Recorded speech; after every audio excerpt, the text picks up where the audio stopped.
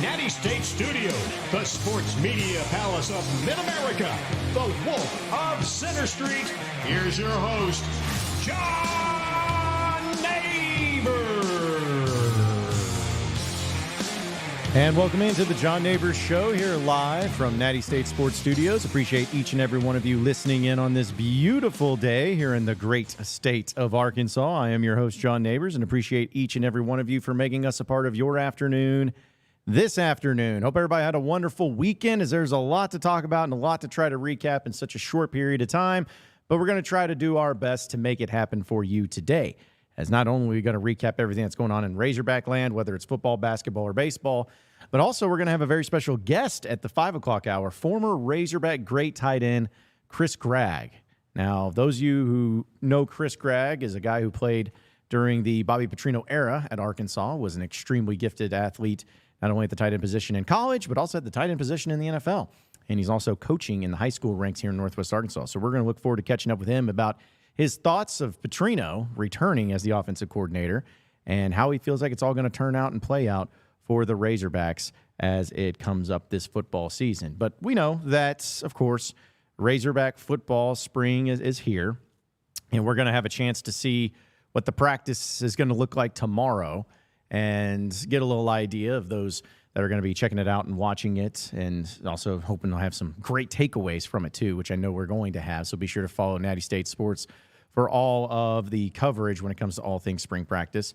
But I wanted to start off today with talking about specifically the running back position and where it stands as of right now, because we started the show last Friday evening, about the breaking news of Jimmy Smith moving on from the Razorbacks. And he went to TCU. I still think it was a bad move as far as the way it was done. He simply put out a tweet kind of, just saying, appreciative of all the stuff before and moving on to something later. Whatever, it doesn't matter. He's gone, and he's no longer the coach of the running backs. And reports were starting to come out, and again, you can check it out at nattystatesports.com, and that Arkansas is moving towards having a replacement for Jimmy Smith at the running back position. It's not been made official, but originally was reported by Brandon Marcel of 24/7 Sports that Colby Smith will be the guy that's set to lead the running backs. So you go from Jimmy Smith to Colby Smith. I don't think there's any relation there or anything, but he was most recently an offensive assistant with the Miami Dolphins and was let go back in January.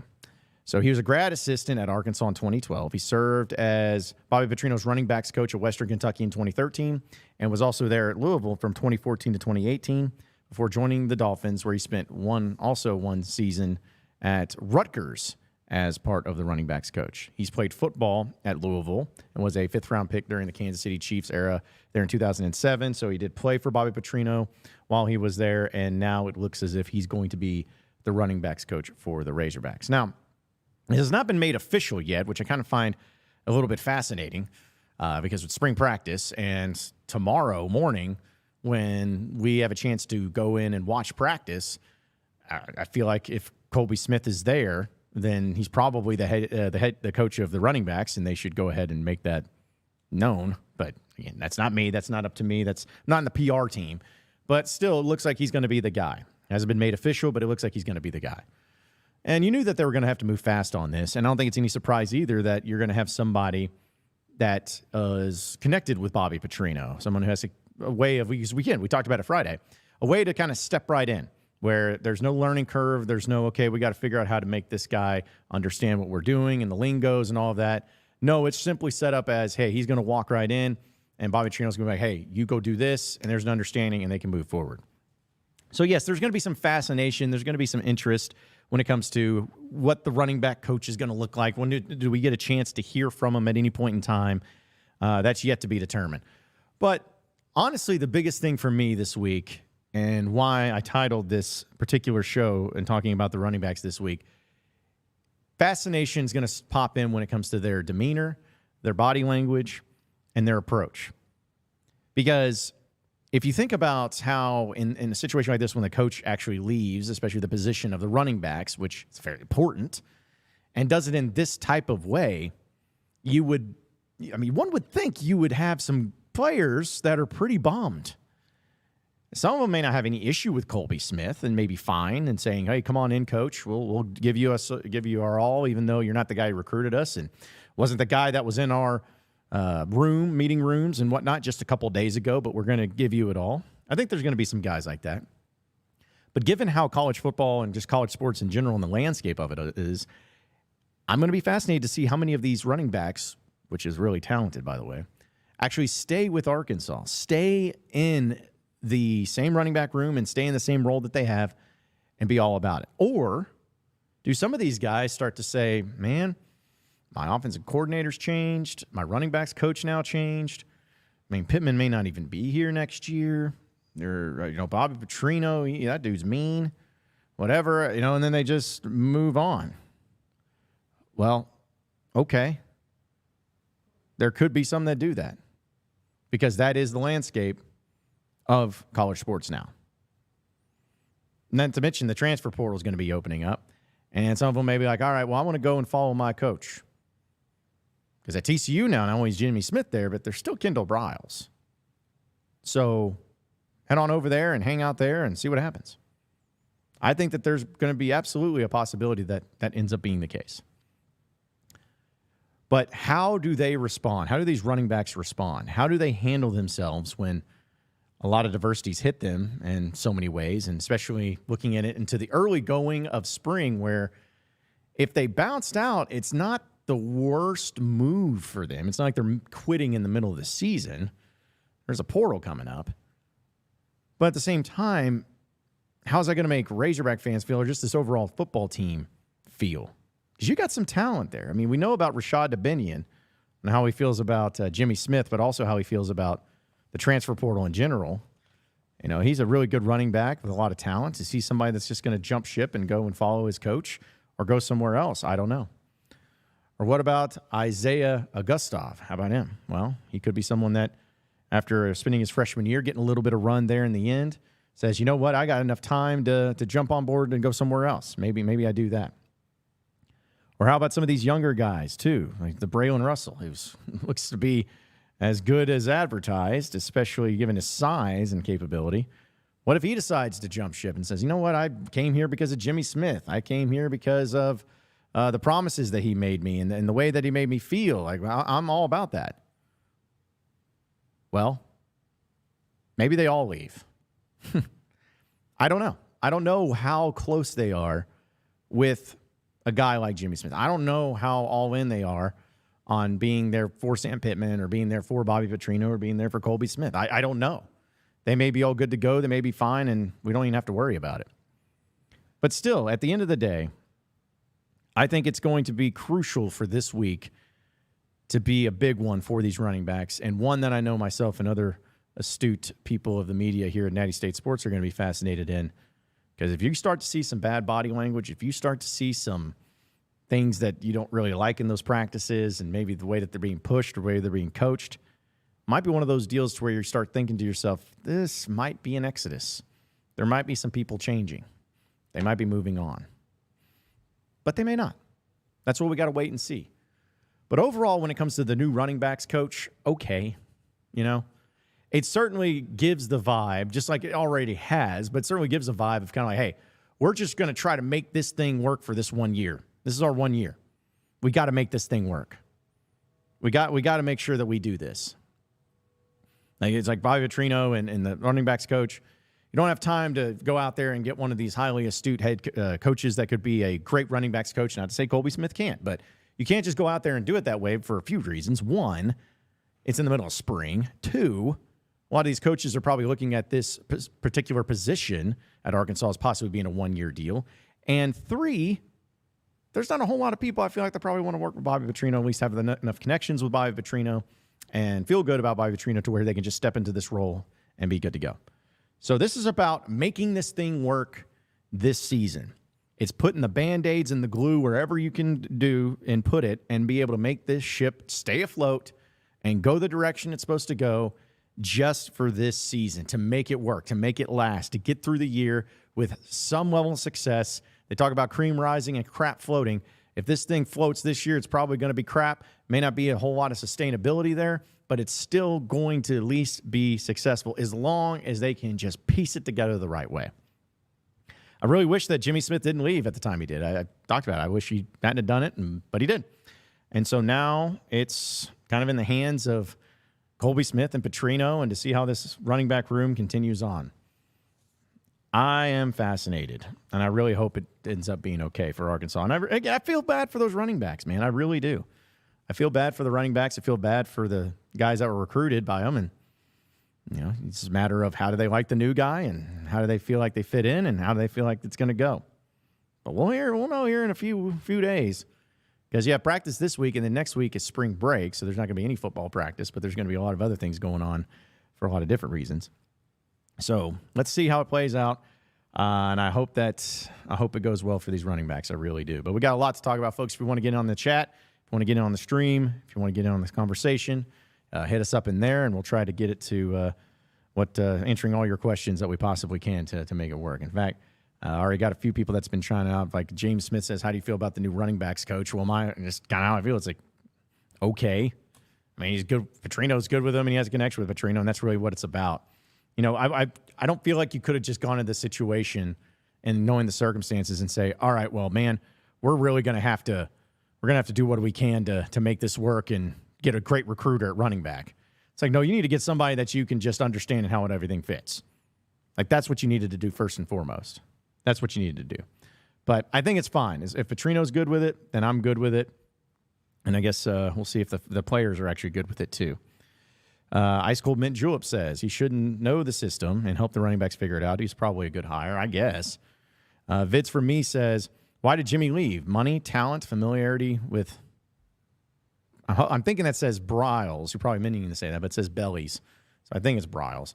But, yeah, I think it's probably all the above, maybe. I think the familiarity with Bryles is a big factor of it because, listen, if you get Bobby Petrino, as we all know, he's going to be difficult at times. But if you get Bobby Petrino in there and you're not familiar with him and then you have an opportunity to go coach with somebody that's more familiar and maybe has a little bit more sustainability, then sure, go ahead, knock it out. So that could have been the case. Also, Leslie says, who is the new running backs coach? Somebody will probably enlighten me. I think we hopefully did enlighten you. Nick says, Jimmy Smith's players left before he did. Yeah, some did. I mean, A.J. Green left and Rocket Sanders left. But I don't think actually, at least I was looking at the recruiting sites, Rocket Sanders wasn't credited towards Jimmy Smith. That doesn't mean you didn't have any impact on him or anything, but you did lose two of your better running backs. But I think you're going to be fine. It's going to be fascinating to see how Rocket Sanders does over at South Carolina and what role he plays because they're kind of in a peculiar situation too. And also, people forget, A.J. Green's at Oklahoma State now. So you're going to see him this year. Which you know what that means. When Arkansas goes to Stillwater, A.J. Green's going to go for $180.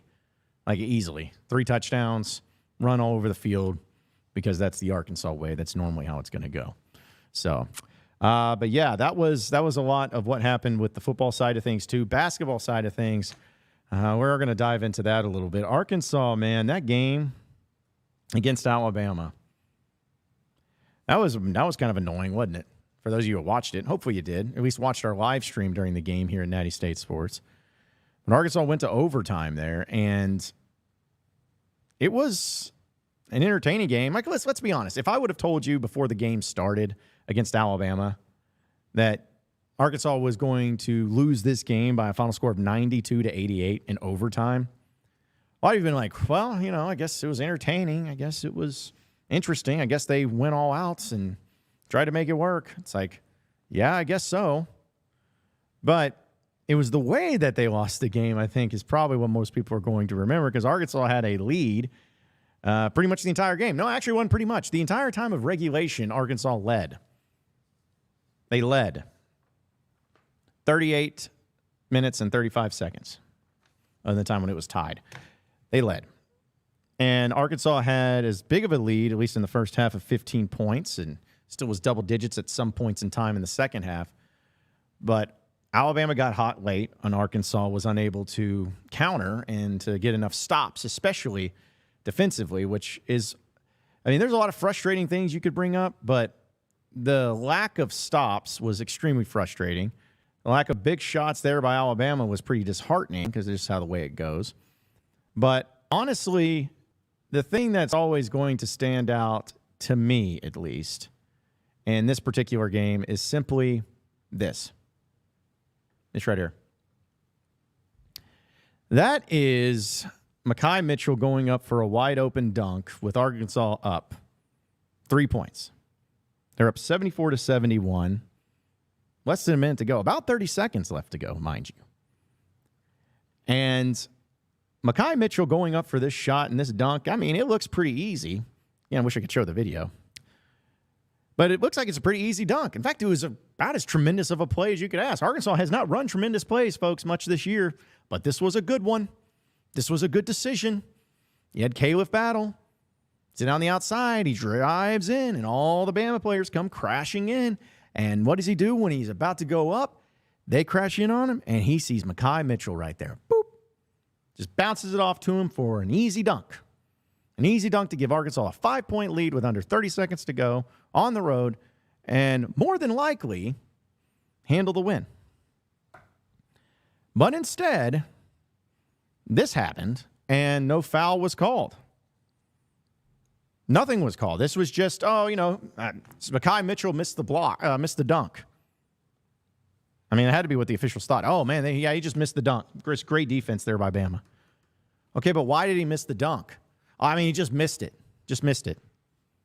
I mean, did he like, his hands not going on the ball? Like, did the ball slip out of his hands? No, he just missed it. Missed it.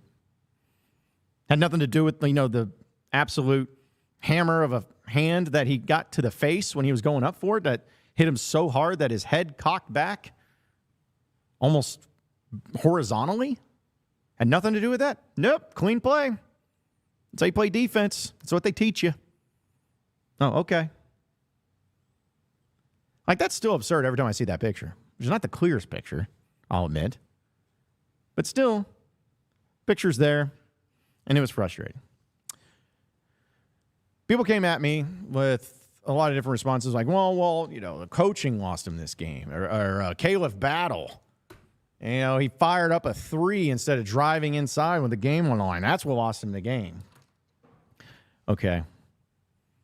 My thing is like, if Arkansas did good enough to win, regardless of what the score was, or regardless how big of a lead they gave up or anything like that, if they were good enough to win this game, which they were, then one of these types of plays would come into a huge factor, especially given that Alabama is a high-quality team, especially given the fact that on the road they had, I guess, something to play for. At least they kept saying it.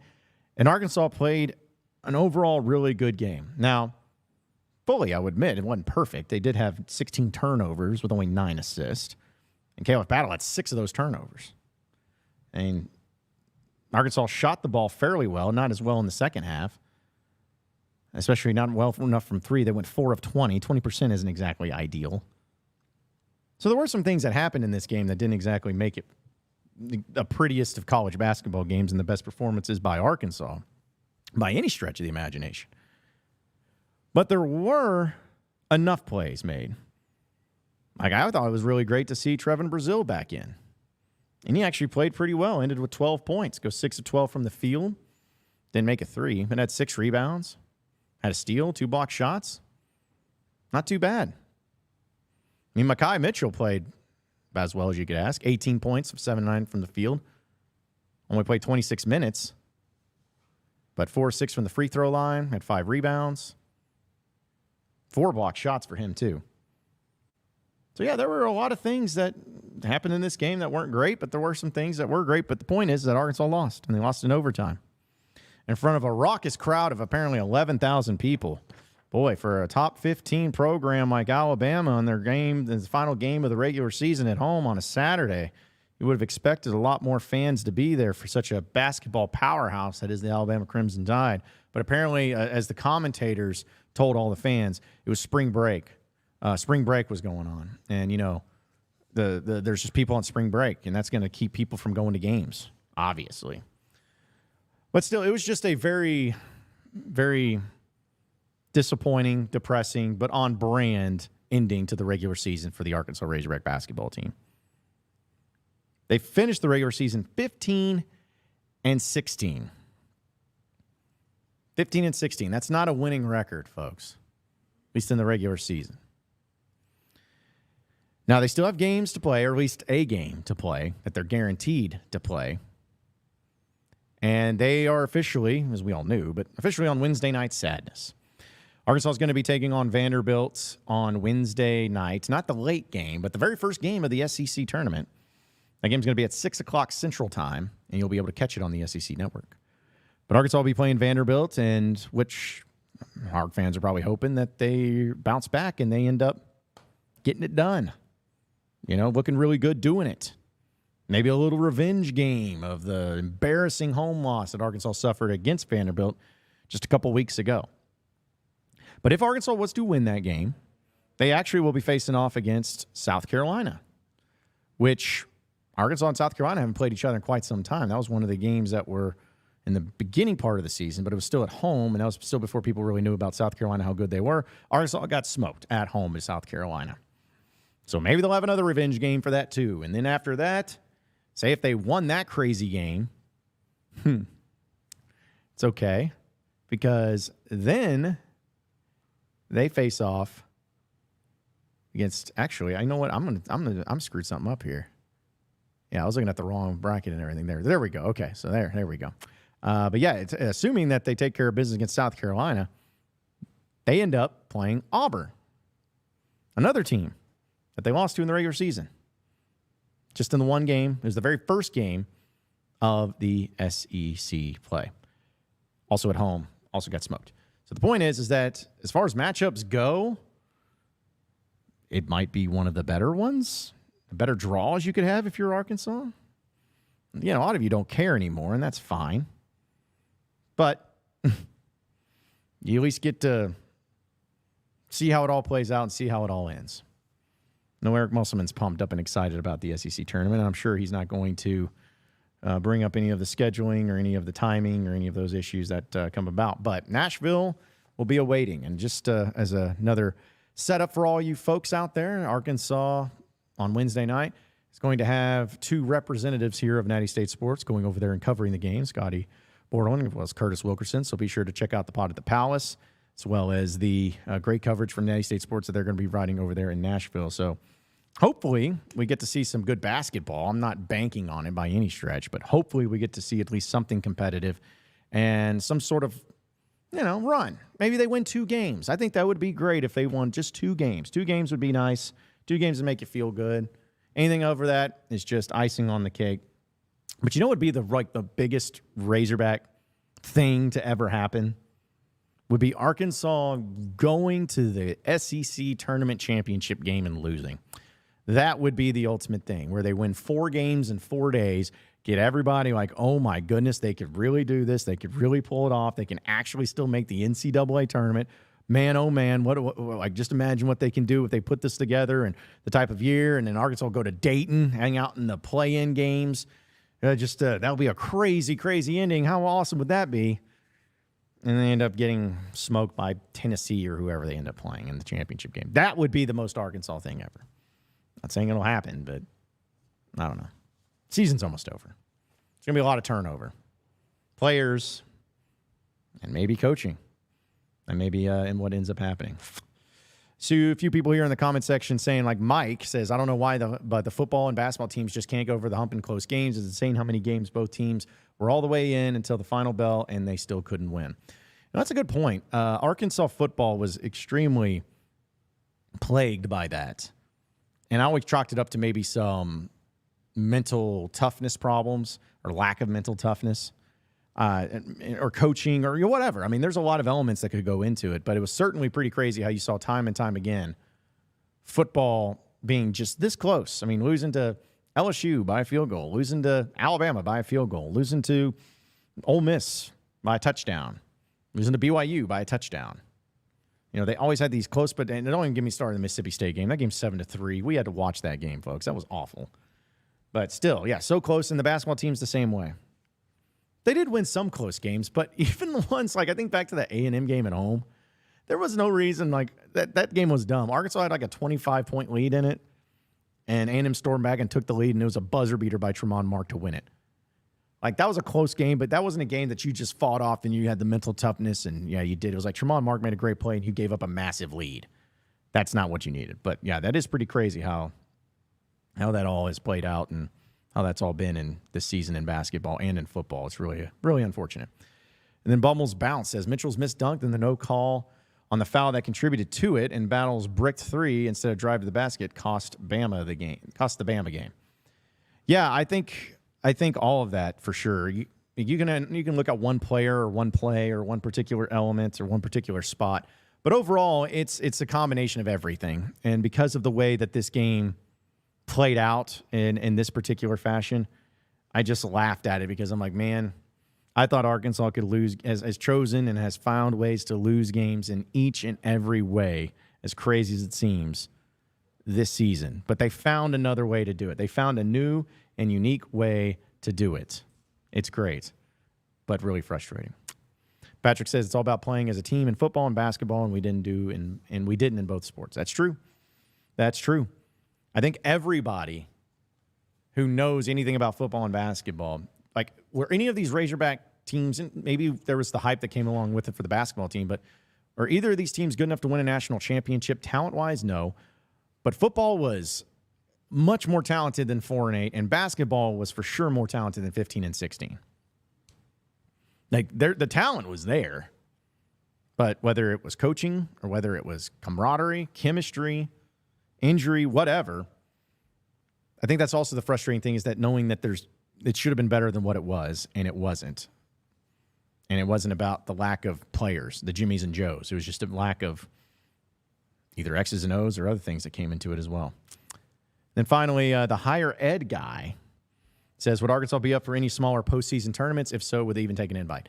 No, I don't think they would be. But even if they were, no, they're not taking an invite. I wouldn't. Why would you? What's the point? If I'm Arkansas, and assuming that Coach Muss is the guy still at the helm next year, what they're going to do is, as soon as this season comes to an end, they're going to shake hands to all the players. Hey, good luck to you. We're out because we got to fill this roster. Let's hit the portal right now. And you're going to have a lot of these teams that are going to have players hitting the portal quick, fast, and in a hurry that didn't make the NCAA tournament, that didn't make any sort of postseason. They're getting ahead of it. And so Arkansas, while all these other teams are preparing for the NCAA tournament, as much as we'd like to be, they're going to be getting after it in the portal and trying to get the highest quality guys first and quickly and fast. That's what they're going to have to do. I think they will. I really do.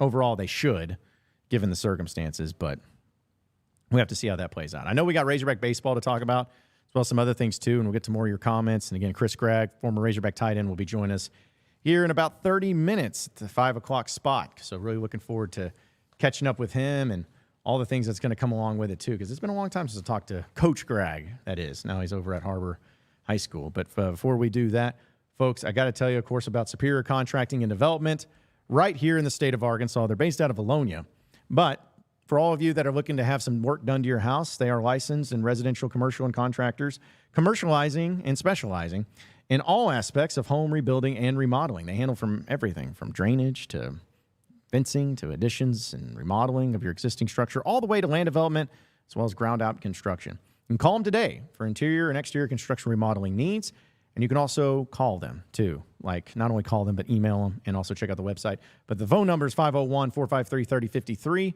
That's 501-453-3053.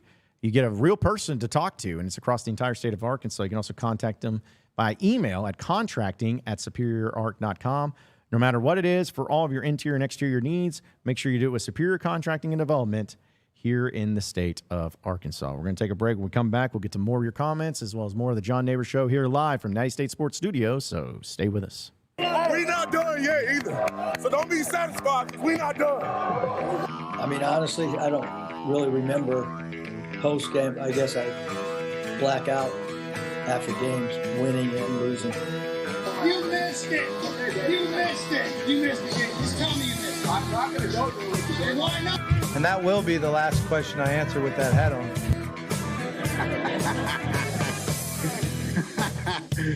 Oh, shoot. That is why Arkansas is fantastic. Yes, sir.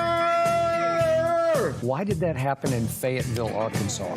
What took you there? It's just so weird. It's Visiting friends, but yeah, Dixon Street. Dixon Street? Yeah, Dixon Street. It was, it'll get you. Best guys. I know it's a tough time for you. The coach is gone, but you've got a new coach now. You got to listen to what he says. Okay, I know you're thinking, oh, who is this new guy? Where's the other guy that crashed the motorcycle? We like him better. He was cool or whatever. Forget about all that. Listen to the new coach and get out there and win some games. Oh, brother, this guy stinks! You guys act like it's... Pick it up a little bit. Okay? Get your chin up. Smile. Smile. I was a teacher today. Told those boys, welcome to the SEC. Fayetteville is 1,843 miles away, but the call of the Hogs can be heard all the way to San Francisco. Let's stick my dick in the mashed potato. Go Hogs. Powered by Arkansas, for Arkansas. Every time you put a mic in my face, I'm going to say Arkansas. The John Nabors Show is live from the Natty State Sports Studios.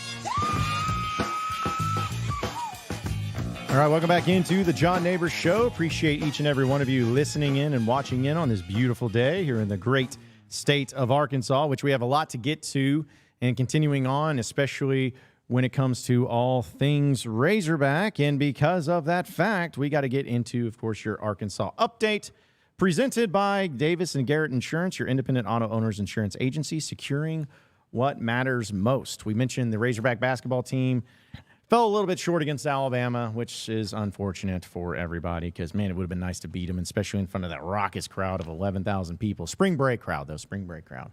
Had to remember that. But Arkansas was unable to get that nice little victory, but they are officially the 12 seed in the SEC tournament. They'll be facing off against Vanderbilt on Wednesday, and Natty State Sports will be there over there in Nashville. So be sure to check them out and give us a follow on all of our social medias, and we'll have more of that for you as well. And dealing with the Razorback baseball team, once again, Arkansas takes care of business in a sweep. It's a little sweep action. And not a surprise, McNeese State was a team that, you know, you can't sit there and say, man, this is a high-quality team. Can't wait to see how it all plays out there. But Arkansas getting the sweep and especially getting the offense going was something that was good to see. Especially in the game 2 and 3. Arkansas was a little bit lower scoring. Hagen Smith had another double-digit strikeout outing. Just another day at the office for him. But even in the game on Sunday, Mason Molina struggled. You know, he gave up a lot of runs there and made it get a little bit interesting. But even though McNeese State was able to take a lead there in the top of the 5th inning, Arkansas responded in kind by absolutely obliterating them 18-5. Got the offense going. Now, some of you may look at that as say, okay, well, great. It's just a McNeese State and it's a sweep. Well, how about these apples? Arkansas is now the number 1 team in most, not all, but most of the legitimate polls that are out there across all of college baseball. Now, some of you may feel like that's a little making you uneasy, and I get it, because usually the number 1 ranking in baseball isn't something you want to have. But here is my rebuttal to that. I think it's okay as long as it's during the regular season in the early part. Do I want to be the number 1 overall seed? No, I don't. Although I believe Wake Forest was actually, I believe they were the number 1 seed last year, and they made it to the finals. They didn't win, but they made it. So it's not like it's impossible, but still, You need to be right in that like 3 to 6 range is where I want Arkansas to end the season in that national seed. So that way you're still a host. You're still able to at least get regional here. Like last year, Arkansas had a national seed. Didn't really matter because it didn't even make it to the Supers. But still, you want to host in Fayetteville, man. And don't give me this crap about people saying, it's like, oh, well, you know, Arkansas, every time it feels like they host or they do this at home and that's when they lose, and they usually do better on the road.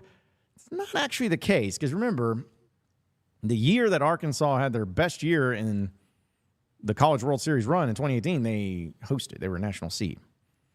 And even the next year, when they made it back to the World Series in 19, they were also a national seed. Which what sucks about that is, for those of you who remember, Arkansas went 0-2 in barbecue, and that was not fun because that was my first experience into Omaha, and it made me want to die because I had to drive up and drive back immediately. But still, that was a year where they lost both those games by 1 run, and it just shows you how crazy baseball is. You know, because if Arkansas would have just, you know, 1 extra swing, 1 extra hit, could have made the difference. No telling what that World Series would have played out as, because I believe that was the year one Mississippi State. Was it Vanderbilt? I think it was Vanderbilt. Yeah, Vanderbilt won it. Arkansas sucked. I would have been on that, but still, it was a year that Arkansas could have gotten to that point. But still, point is that you don't. It doesn't matter about which seed. What does it matter? Just do good enough. Just do good enough to get you that national seed.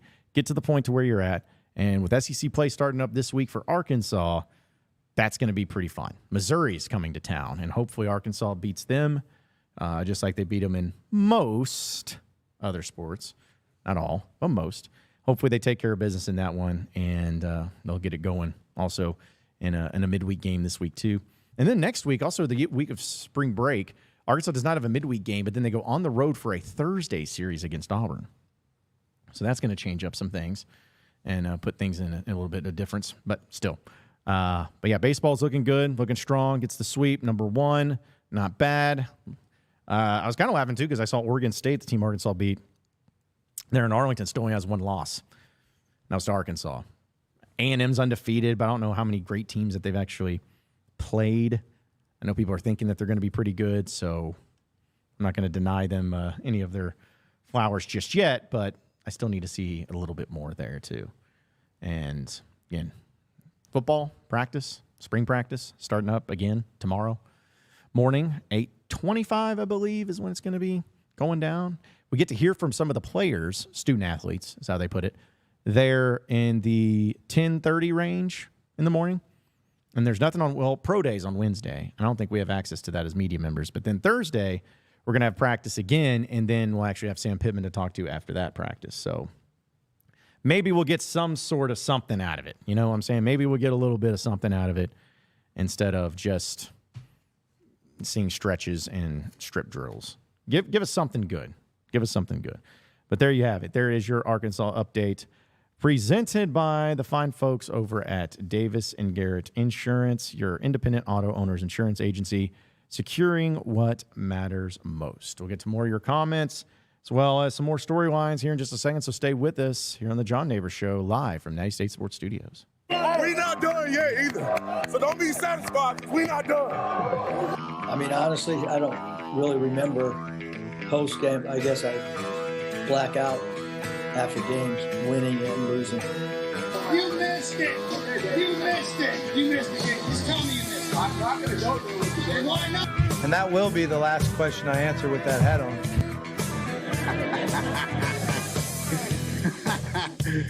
Oh, shoot. That is why Arkansas is fantastic. Yes, sir. Why did that happen in Fayetteville, Arkansas? What took you there? It's just so weird. It's visiting friends, but yeah, Dixon Street. Dixon Street? Yeah, Dixon Street was, it'll get you. Best guys, I know it's a tough time for you. The coach is gone, but you've got a new coach now. You got to listen to what he says.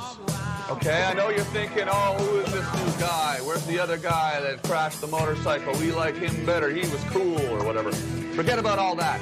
Listen to the new coach and get out there and win some games. Oh, brother, this guy stinks! You guys act like it's... Pick it up a little bit. Okay? Get your chin up. Smile. Smile. I was a teacher today. Told those boys, welcome to the SEC. Fayetteville is 1,843 miles away, but the call of the Hogs can be heard all the way to San Francisco. Let's stick my dick in the mashed potato. Go Hogs. Powered by Arkansas, for Arkansas. Every time you put a mic in my face, I'm going to say Arkansas. The John Nabors Show is live from the Natty State Sports Studios. All right, welcome back into the John Nabors Show here live from the Natty State Sports Studios. Appreciate everybody listening in and watching in on this beautiful day here in the great state of Arkansas. And appreciate all you comments, and keep those coming, folks. Again, as we have some big things going on here at Natty State Sports. And I want to remind everybody, and thank you, Nick, in our comments section, because I did want to bring this up, because I'd be remiss if I didn't. You have to check out, folks, if you haven't already, the Boss Hog podcast here from Natty State Sports. It's basically where the Arkansas offensive linemen, led by Josh Braun, get together, and they had an episode that came out this morning with Talon Green, the Razorback quarterback, as well as Andreas Poski. Is how you say his name? I had the pronunciation right here. I probably should look at it again. It's always something. Poska. Sorry. Andreas Poska. He's quite a treat, and it's quite an interesting thing. So, yeah, be sure to check out the Boss Hog podcast if you haven't already. Somebody also asked about the comments that DJ Williams, former Razorback tight end, made in a video about the Arkansas offensive lineman. That's what kind of like was my transition here. And how they put out a video of them. I guess it was part of the Hogs Plus deal, and they were, talking to each other and talking about like some to the extent of, oh, Bobby Petrino, I think it was actually Carmona, the offensive lineman, said, Bobby's my guy or whatever, love Coach Petrino, and then they kind of start dancing or like having fun or whatever. Well, anyways, a former Razorback tight end, DJ Williams, put out a video, and I wasn't going to play it here, but basically kind of questioning the amount of fun that they're having and saying, hey, it's spring practice. It's after practices, you need to be wiped, you need to be exhausted, you don't need to be having fun out there and being goofy. And I think he played the clip from Remember the Titans with Coach Boone, say zero fun, sir, type thing. And, man, it really got people talking, or at least pretty much, I don't want to say like going viral because I think that's a little bit overstating it. But it got them, people are just discussing some things is all. And so much so that Eric Mateos, the offensive line coach, put out this tweet.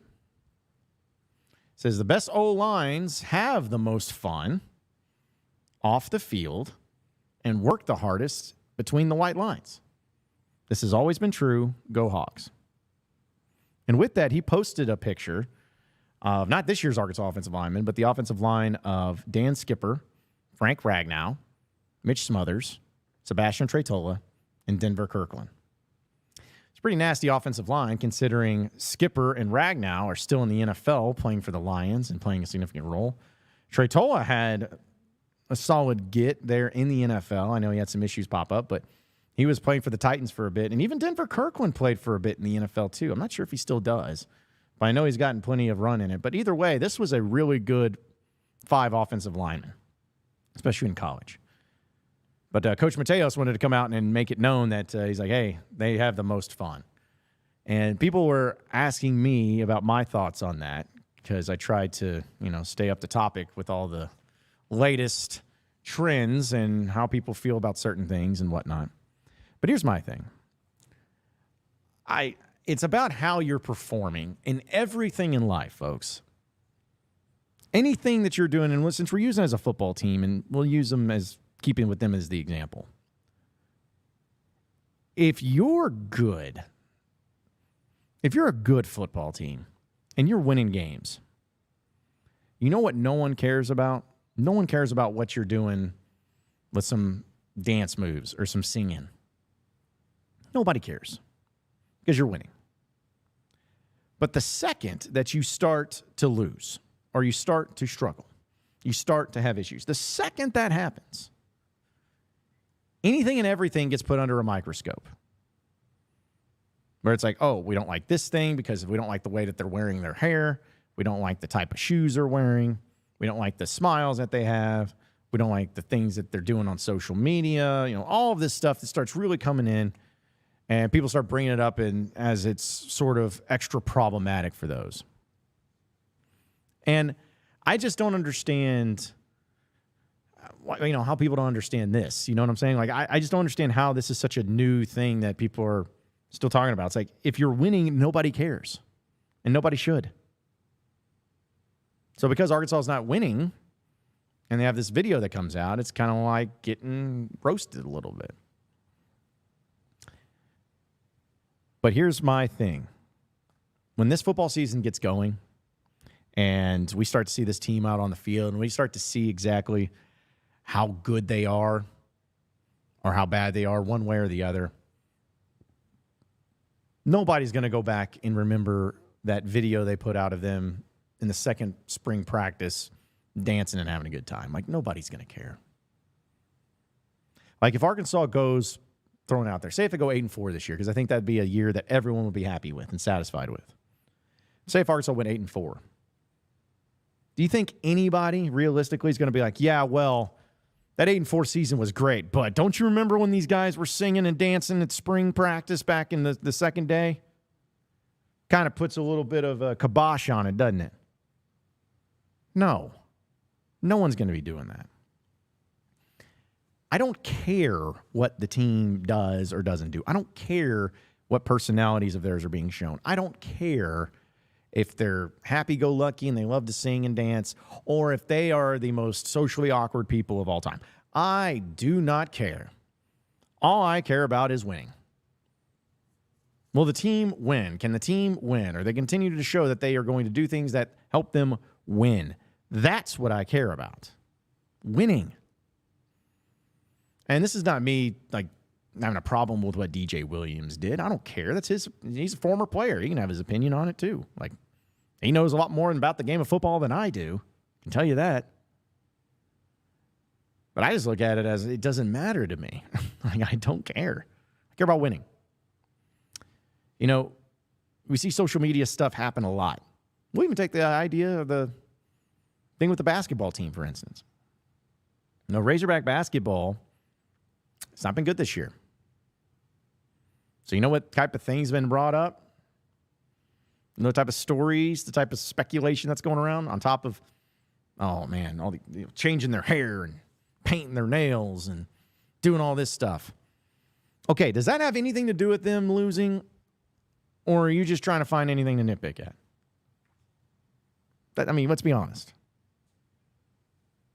You don't think that the year that this basketball team, for instance, had Jalen Williams and J.D. Notte, or when it has Moses Moody and those guys, like when those teams were really good in the SEC and end up having a nice run in the NCAA tournament, you don't think that they never had fun? They never danced around, goofed around? Like, you don't know Anthony Black if that's the case. That dude liked to have fun. Like, do you honestly think those things didn't happen? Maybe you didn't see him as much, you didn't portray it as much, but the reason you probably didn't even notice is because it didn't bother you because the team was winning. If the team wins, nothing else matters. So I don't give a rip. I do not care. There's different ways to skin a cat.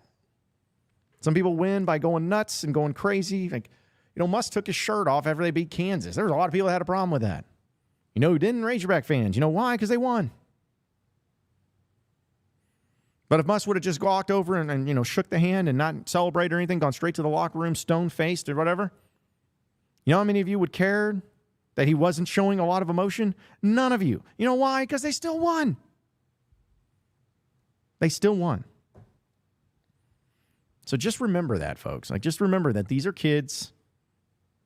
It's a spring practice. It's the digital space. It's the social media world. Not that we'd know anything about that here at Natty State Sports. But just let them be themselves.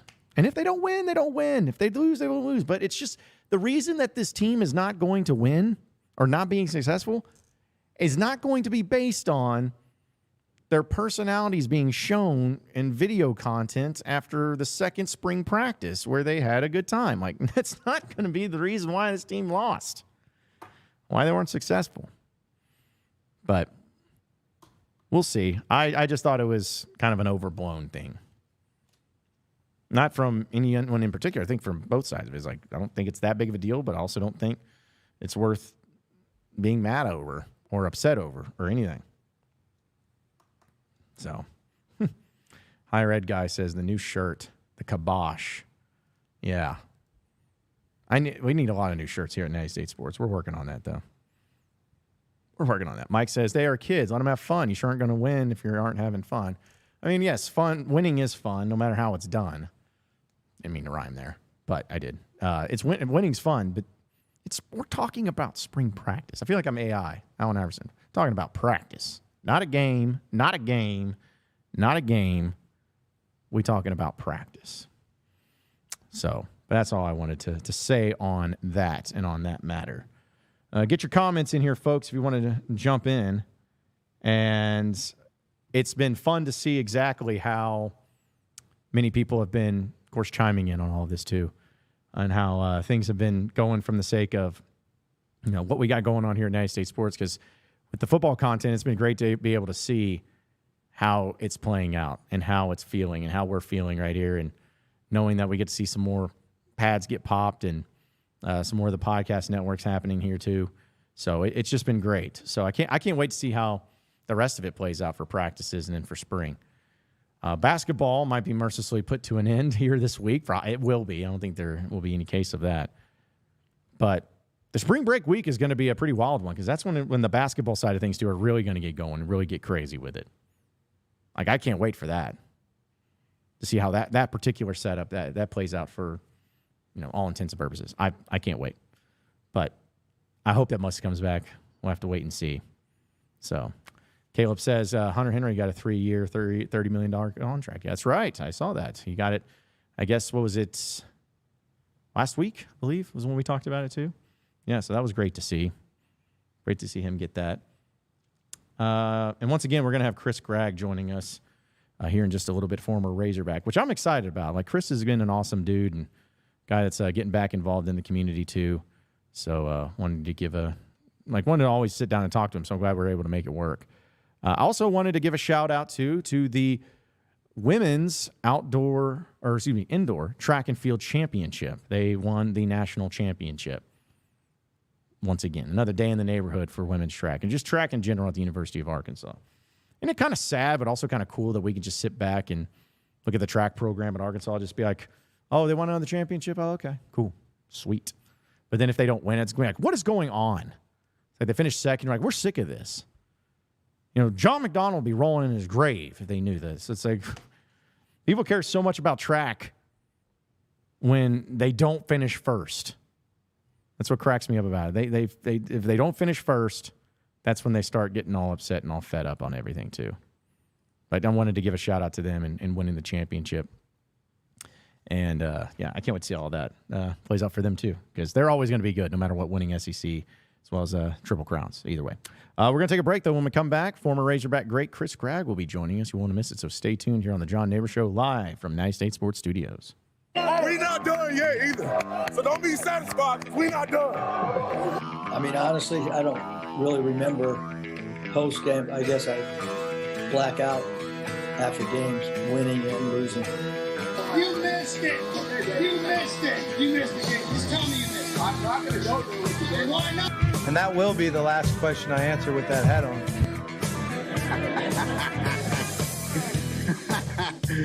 Oh, shoot. That is why Arkansas is fantastic. Yes, sir. Why did that happen in Fayetteville, Arkansas? What took you there? It's just so weird. It's visiting friends, but yeah, Dixon Street. Dixon Street? Yeah, Dixon Street. It was, it'll get you. Best guys, I know it's a tough time for you. The coach is gone, but you've got a new coach now. You got to listen to what he says. Okay, I know you're thinking, oh, who is this new guy? Where's the other guy that crashed the motorcycle? We like him better. He was cool or whatever. Forget about all that. Listen to the new coach and get out there and win some games. Oh, brother, this guy stinks! You guys act like it's...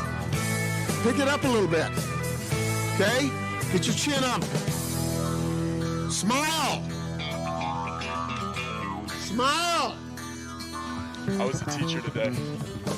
Told those boys, welcome to the SEC. Fayetteville is 1,843 miles away, but the call of the Hogs can be heard all the way to San Francisco.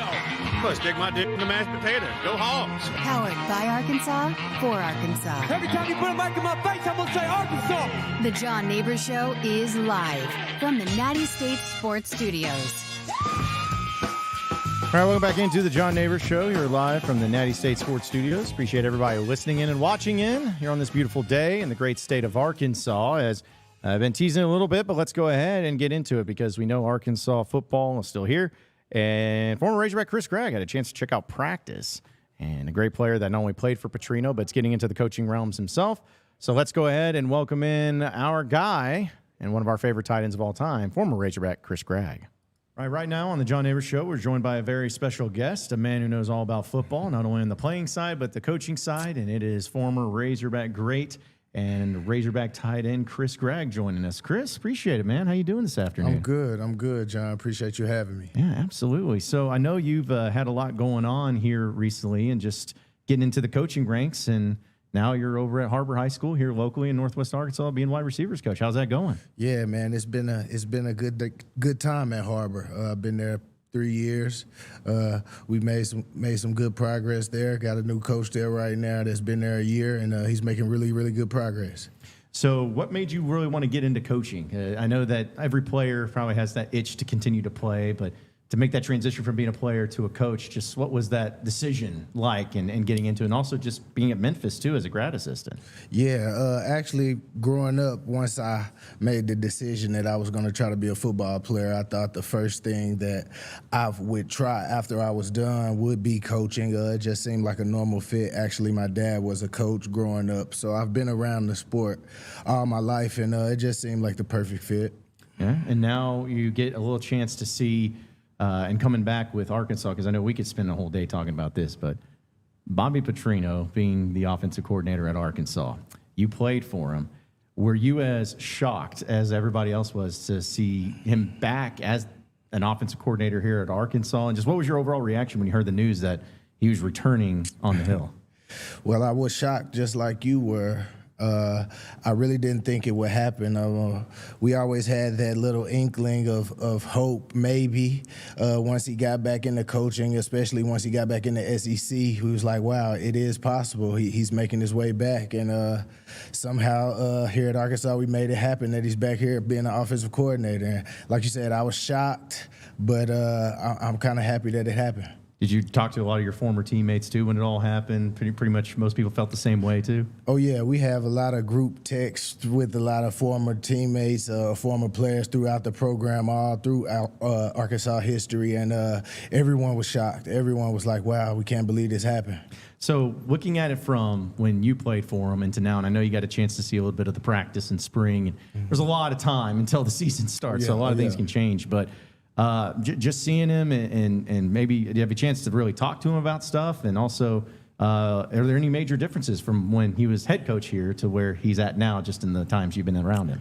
Well, like you said, I did go to that first spring practice, and it's a few things that I could pick up that the practice flow, the kind of how the offense went through practice, how it began, and then how it got to the individual, and then the team periods, and 7-on-7 in the middle with 2 huddles. All of that stuff was kind of structured, kind of how we used to do it back when he was head coach. So I kind of like that aspect. It was fast-paced, a little bit faster than some of the other staffs I've seen come through here over my time being done playing, and been here to watch. It was a lot more fast-paced, and I like that and how it was structured. So that's one of the things I could pick up. Then I heard some of the calls and some of the signals that was going on, and I was telling some of the guys on the sideline, I was like, if that's that call, if it's the same, they finna do this. And it was the same thing, and I was like, oh, okay, he's bringing the offense back. So I kind of like that for sure.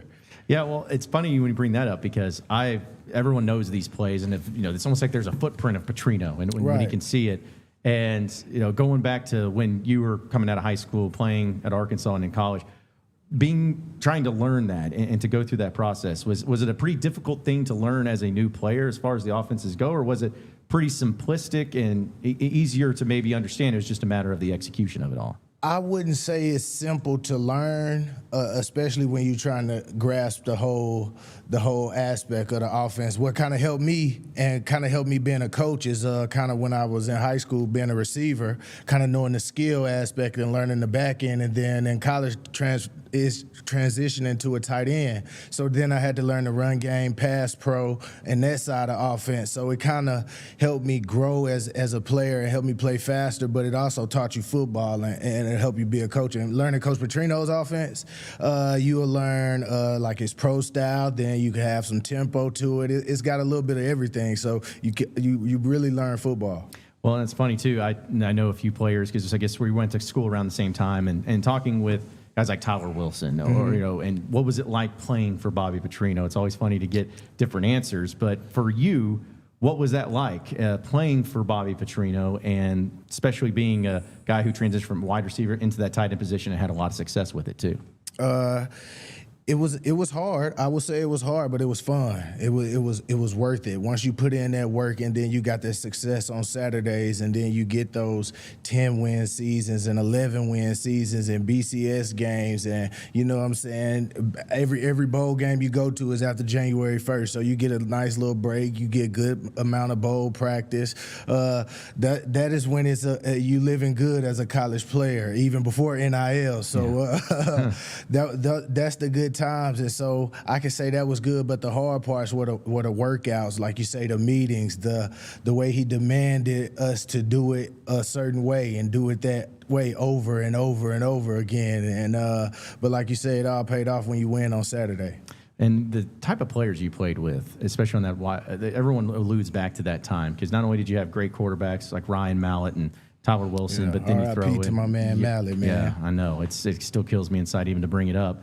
But you know, with those guys, and of course the wide receivers that you had, and then DJ Williams was in front of you for a bit, and you guys kind of dueled and did all that. It was almost just like the perfect storm of a great offensive mind of Petrino, but also the great talent that surrounded it, which probably opened up a lot more opportunities for you and others, where you guys just had so many great players. And I mentioned the running backs and guys like Nile Davis. It's it's one of those things. It's like you look back on, you're like, there's so much talent, and with the great mind of Petrino. Those are kind of the great fun times that Razorback fans will always remember because of how elusive and how great that offense was. Yeah, that was a special time. I mean, if you think about it, really, the class before a little bit that Coach Nutt had, but then that first class that Bobby Petrino had, a lot of the core guys were some of the best players from the state of Arkansas. And that's the thing that I always seem to go back and push. Like when Arkansas is good, we get the best players from Arkansas, the best skilled players for sure. And then, because I feel like it just means a little bit more. So we had guys like myself, the other two from my school at Warren, Greg Childs and Jarius Wright. You had Joe Adams from Arkansas. DJ Dennis Johnson was from Arkansas. DJ Williams was from Arkansas. You just had a whole plethora of guys, even guys on the defensive side. Levance Askew, one of the guys that was from Camden that played down there. DeAnthony Curtis was a guy who played on both sides of the ball throughout his time. So, I mean, it was just that class right there. I mean, Mallett and Kobe, they're from Texarkana. That's half Texas. They claim Texas, but those guys, I mean, it's right there. So they felt like they were home guys too. So it was just a special time here. So was it just the timing of all those players from the state of Arkansas? Because we in the state, this produces a lot of talent and a lot of guys, but it seems like as far as the amount in one class, that was almost unheard of. Was it just the timing of it all? Yeah, it kind of was. We were all coming out the same time. We all kind of crossed paths playing each other through 7-on-7. That was getting big at Arkansas at the time, and just playing maybe scrimmages or something like that, or other sports, even baseball, basketball. And we kind of just came together and was like, man, we all just going to go up there together and try to change it. We had just saw Darren McFadden, Peyton Hillis do it. Those were guys that were from Arkansas. There was a few more guys who had success. So we were like, man, and then when Petrino got the job, coming back out now, a lot of us played NCAA football. And so when he was at Louisville, they were a good team to play with, offensively anyway. Yeah. You know what I mean? They could put up some points. So we were like, hey, they might throw the ball a little bit. So let's just go up there and try it out.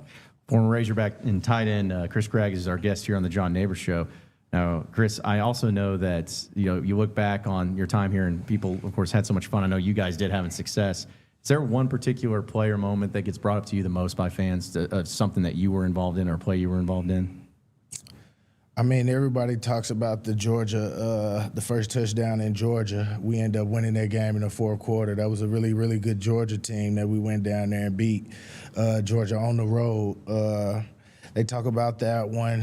They talk about the Mississippi State game, the one that got us to 10 wins. I think got us to 11 wins at least. That's the season we had 11 wins, and we went to the Cotton Bowl that year. It's a lot of memories, man. I mean, just winning the Cotton Bowl, those memories. It's a lot of background stories that people don't even understand that was going on back then. It's just so many memories that you have. It's crazy.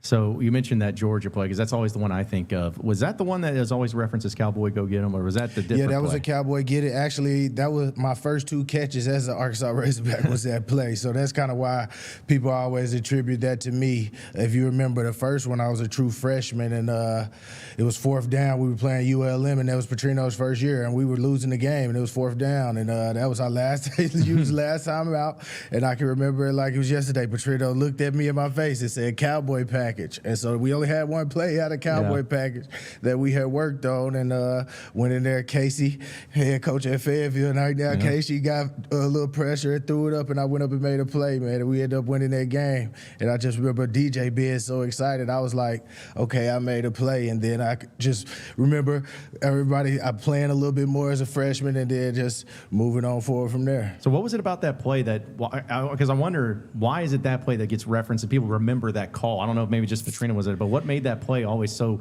significant and special to where it seems like it was successful? It's a 4th down call. It's always at a critical point in the game, I feel like, and it's always, he catches you kind of when you're sleeping. It's a very, very heavy package, so it's a lot of tight ends, fullbacks, running backs, maybe one receiver, maybe not even any receiver, so it looks run, and then we do a great play fake. If you remember the ones Mallet did at Georgia, it's just great play fake, and everybody's usually thinking run, and if you get open and can get behind them, hopefully you can make a big play out of it. And like I said, I made a big play against ULM and a touchdown out of Georgia one.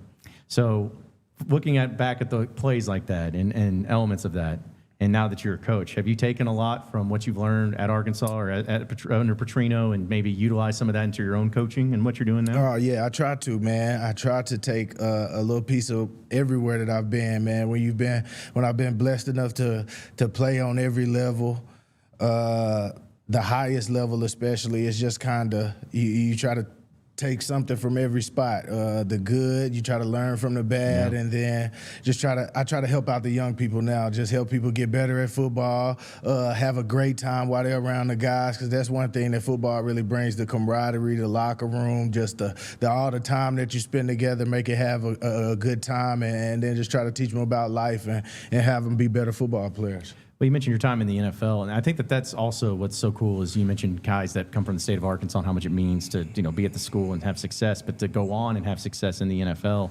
Was there a point in time when, I've always asked every former athlete like this, where you're like, I'm really good at this and I can play pro? Like, was there ever a time when it's just kind of clicked with you and you're like, I can do this at the next level? Really, it actually did. I never grew up really wanting to play in the NFL. I wanted to play in the SEC. Growing up, like I say, playing video games, NCAA football was like, Madden was good, but around here in the South, you played NCAA football with the SEC, and so that's what I wanted to do. And so once I did get my scholarship and got here to Arkansas, it was kind of after my freshman year.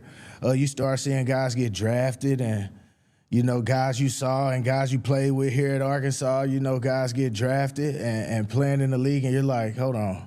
I was practicing with this guy. I feel like I'm just as good, and I can be better. I feel like, this is me just my first year. And these guys are, you know what I'm saying, going to the league. You see guys you played against going to the league, and you're like, hey, I was like, I might as well give it a shot and go all in. So probably right after my freshman year, when I started seeing the draft process and seeing how to actually get to the NFL, I was like, yeah, I can go for this.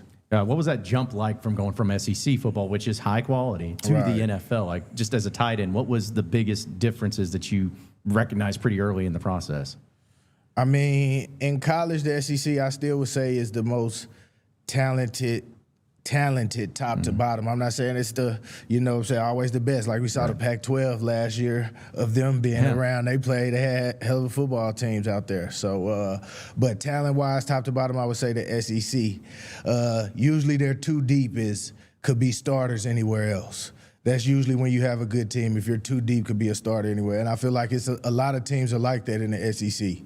When you get to the NFL, everyone is top notch. Like, it could be a guy that's third string. He may have, got cut from another team because of numbers, but he's a great player, you know what I mean? And it's just a business. So that's probably the biggest jump. It's not you're not signing a scholarship and got a lot of people praising you and behind you until you do something good. Yeah. Right. Exactly. And two, you mentioned in the NFL, it seemed like you hit it at the right time, too, where the tight end position has just become so crucial to NFL success. I mean, seeing like Travis Kelce and Rob Gronkowski, all these guys, too. For sure. And so, coming from as a wide receiver, transitioning into that tight end position and everything, was that something that, did you always want to be a wide receiver, or were you just wanting to play and you'd find any way to how to make it work? Or how did that process as far as that play out? Yeah, I just kind of fell in. I just wanted to play however it would come. Actually, I was more of a basketball player growing up. I was just a little shorter. And then once I hit a growth spurt, I kept some of that athleticism, but I had a little wider body. And so football just happened to come. So I played quarterback and running back growing up in football. And then once I got bigger, I played receiver. And then when I got a little bigger, I played tight end. So it kind of just all evolved that way. Yeah. And I think with how, looking back and you playing with guys like Jarius Wright, Greg Childs, and coming out of Warren, and of course, Traylon Burks was a pretty good wide receiver. Traylon Burks, he's pretty good. Yeah, he's not too bad. So it's like, it's funny to see like a place like Warren, though, with you three guys coming out, and then even a Burks, and it's the skill position and the great type of talent that they have. Like, what makes it about Warren, just from your hometown and playing there? What does it make it that's just so good and producing such great talents? Man, it's a lot of just, good people. You get raised a certain way in Warren. It's a lot of families that's behind football. It's a great football town, and they have a great program. Got to give some credit to my head coach down there, Bo Hembry. He has a great program going, and it just kind of churns him out. He kind of sees what he needs and puts you in the right position. And as you grow in the program, you can have a lot of success. And with pass catchers especially, whether it be tight ends or receivers, we've seen that put out a lot coming from Warren.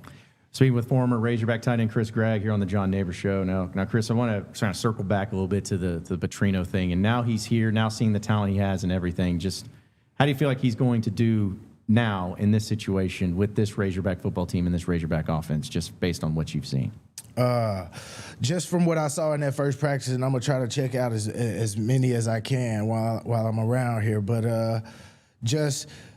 I know he's going to get speed in. I know he brought a kid from Texas A&M who's doing track, actually. They were telling me when I was at the practice. I wanted to see him out there in the pass moving around. So I know he's going to get speed in. If you think about our team, our weapons, we had kind of bigger guys, but that were fast or explosive anyway outside, like a Greg Childs or a Kobe Hamilton. And then you had some speedy guys who could move around and play both, like Jarius Wright and Joe Adams. So you had those guys, and then you had those guys in the middle, like me and DJ Williams, who could attack the middle, weren't afraid to go through the middle and make some big plays. So I know that's kind of how the offense was when we were there, and so I'm kind of looking at it, seeing if it can build in that kind of way. All right, last one before I let you get out of here. Your best Petrino story. The one that you can tell people, I guess. What's the best Petrino story you got? Man. Best Petrino story. That's a tough one. And like you said, it's got to be one that I can tell to the public. No, but mainly, let's see. Oh, so I could tell you one. We were talking about the Cotton Bowl and just like a lot of things that people don't know. This is an okay one. So we go to the Cotton Bowl, of course, and we stay at a nice hotel, and it's a hospitality room. So people don't know that season I kind of tore my meniscus the Tennessee game, the game that Joe had the crazy return.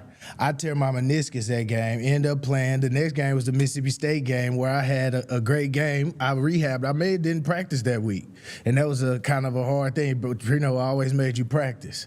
And so we finished the season good, Mississippi State, and then we got that hard loss at LSU when we could have went to the Natty. And so we went to the Cotton Bowl. And so, long story short, so the Cotton Bowl has a hospitality room. And so they got games and, all type of stuff in there. And so, of course, they got basketball goals. So us being athletes, me, Greg, a few other guys, we end up trying to have a dunk contest. So we clowning on the goals. I'm talking about we going between the legs, we letting them down. Boom, all right. So we do that, and we go back up to our room before we got meetings that night. By the time we get to meetings, my knee is swollen. I'm talking about I barely can walk. So that week of the Cotton Bowl, I got my knee drained 2 times. If you look back at the fieldage, I had 2 sleeves on, like compression sleeves, because I didn't want to just wear one to let people know that my knee was kind of messed up. I was having a good season. I was thinking about coming out for the draft. It was a whole bunch of stuff like that. But Coach Petrino kind of ripped into me that weekend. Right after that meeting, those basketball goals were taken out of the hospitality room for the rest of the week. It wasn't no more playing basketball in there. Oh, man. See, that's it's so funny because I asked same thing to Tyler Wilson about that. And he mentioned something different something similar in the way of they were having some sort of like loud music playing or something before a meeting and whatnot. And he came in and he just ripped everybody that was in there dancing and everything too. And so it's just funny. There's like, hey, college kids clowning around, you're going to have some fun, but he's going to let you know about it. Yeah, if you too much. It was more like you got to be kidding me. You're not 100% and you're playing basketball. Why are you playing basketball? It's football season, that type of thing. Yeah. So, I always remember that one for sure. Yeah, he probably had a few more expletives probably thrown in there when you were saying it, It too. was good. It was a good one. It was a good one. Yeah, no, that's great. Well, Chris, we really appreciate you coming in, man, and hanging out with us, and I know you're excited about seeing Petrino back and also excited about Razorback football, but also for Harbor football coming up. I know you're excited to get back there on the field, too, and it'll be here before you know it. Yeah, it will, man. It will. I can't wait. Yeah, appreciate you joining us, man, and good luck this season, all right?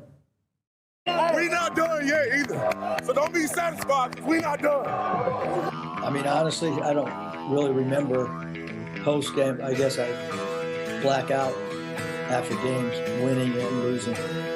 You missed it. You missed it. You missed the game. Just tell me you missed it. I'm not going to go through it. Why not? And that will be the last question I answer with that hat on.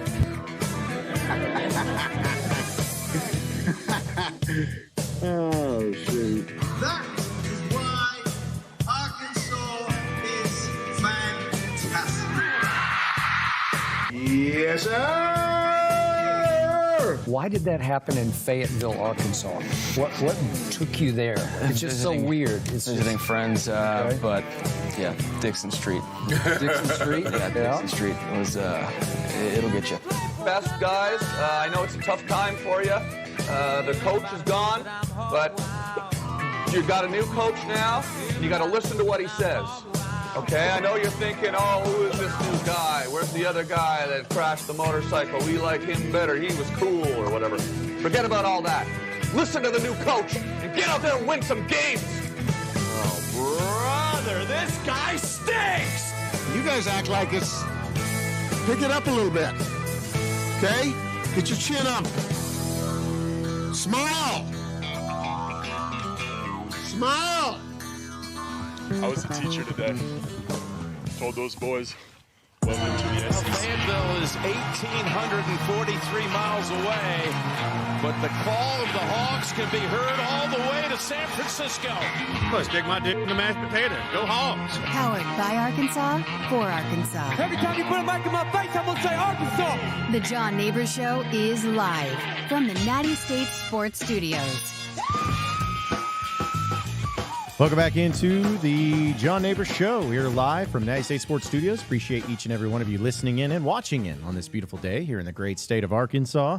And really appreciate Chris Gragg, former Razorback great, joining us here in studios. Good catching up with him and looking back upon some of the stuff. I loved his Bobby Petrino impersonation. It's maybe not the way it sounds, but the reflection and how it was done, especially when he got mad, was a pretty great one. So we really appreciate Chris joining us, and look forward to catching up with him. And I'm sure he's going to be someone who's going to have a lot of success this year over at Harbor High School, getting into the coaching ranks too. So good to see him around, and I guess we'll see if how many practices he ends up going to and checking them out there too as well. But yeah, appreciate everybody chiming in. And again, if you want in on the conversation, get in on the chat, as we're going to have the Hey, Did Y'all See This here after a while. Is a lot of funny stories going around in the sports landscape, not just some ones here locally, but also ones across the rest of the landscape too. But I did want to bring this up, and it's a story that is been going on for a while now, with, at least when I say a while, throughout the weekend. And there was a little bit of a brouhaha, I don't know how you want to put it, but in the SEC Women's Basketball Championship between South Carolina and LSU. Now, I'll admit, I don't watch a whole lot of women's college basketball. It's nothing against them. I'll watch Arkansas, but it's just I don't watch much outside of Arkansas women's basketball. I'm just going to be honest. But for those of you who have probably been at least watching sports, you kind of know about Angel Reese and LSU and South Carolina and all that stuff, Kim Mulkey, which is wild. Well, anyways, what happened over the weekend is that tempers began to flare, needless to say, in this one here. As there was a little bit of a rough play, a little LSU play there, got a little rough, and then South Carolina girls started going at it, a little shove, elbow, and then a girl just comes up and shoves one of the LSU basketball players, and then all hell breaks loose. You got a guy over here just jumping out of the stands, running onto the court. Apparently it's the brother of the LSU player that was shoved, if I'm not mistaken.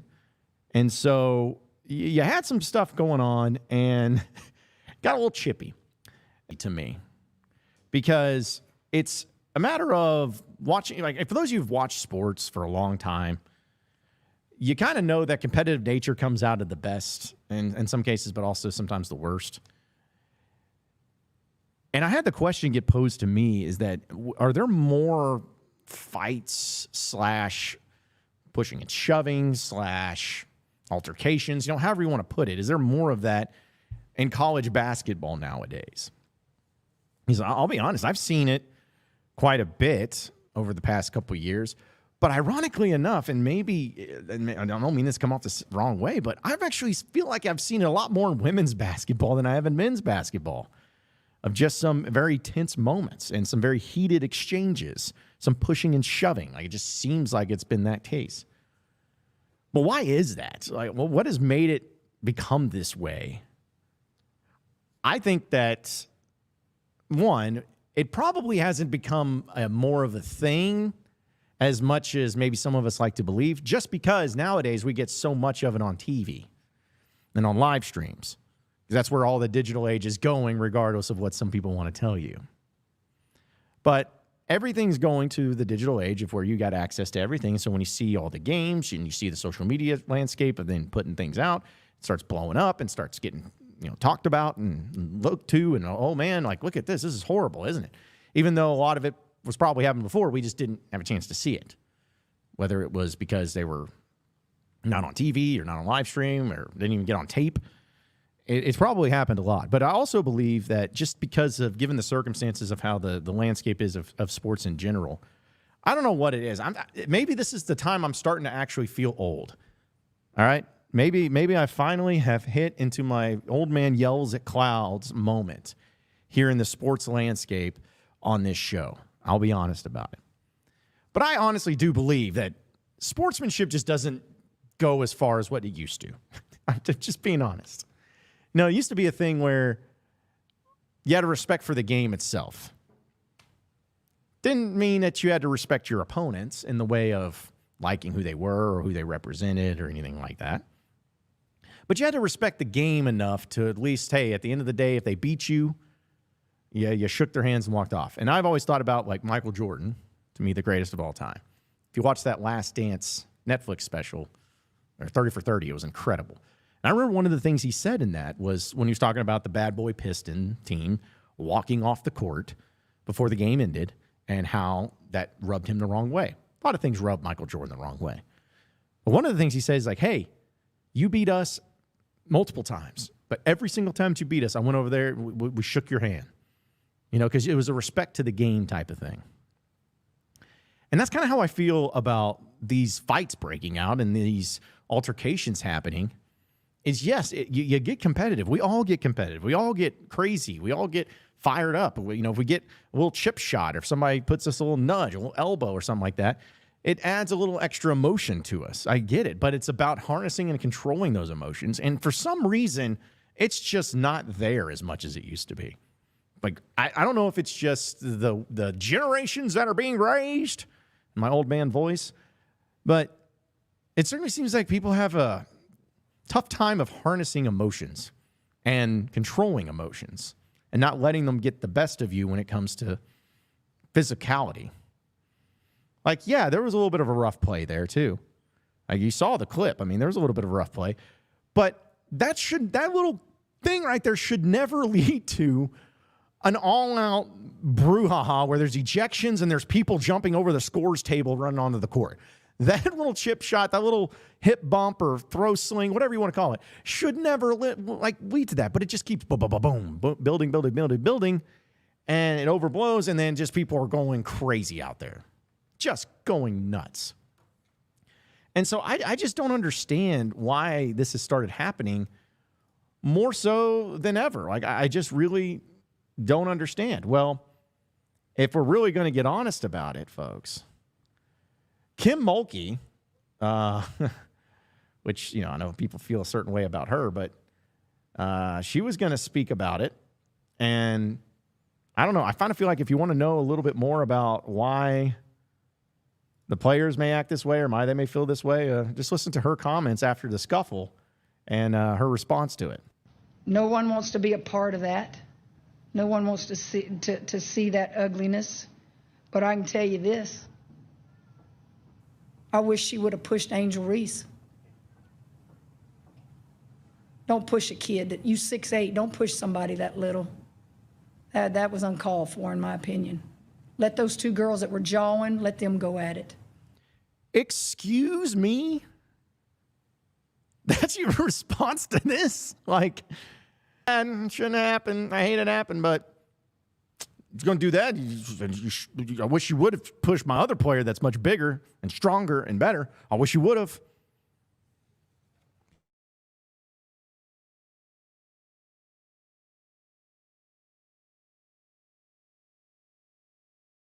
Like, this is not what we're about. This is not what we're doing. You know, it's just emotions it's just approaching in the way of, oh, I wish they would have pushed my player. I wish they would have pushed this particular player. I wish they would have. Why? Like, what makes you feel that way? And that makes a lot of sense as maybe to why the emotions got out to where they were. But it's just amazing to me how so many times in sports and in general, do we get to this point? And like, I just don't understand it. And I thought it was comical, the response, comical of the approach, and just comical in general. I mean, I feel like women's basketball, especially college basketball with like Caitlin Clark and Angel Reese, you can say what you want about it, but it's actually grown dramatically in the market. And just because of personalities like that. You don't need this stuff. You've been doing a good job of just having elite players who look really good. Like, you've done all right. So no need to continue to go down that path. But, man, what a weird thing. Weird ending to that game.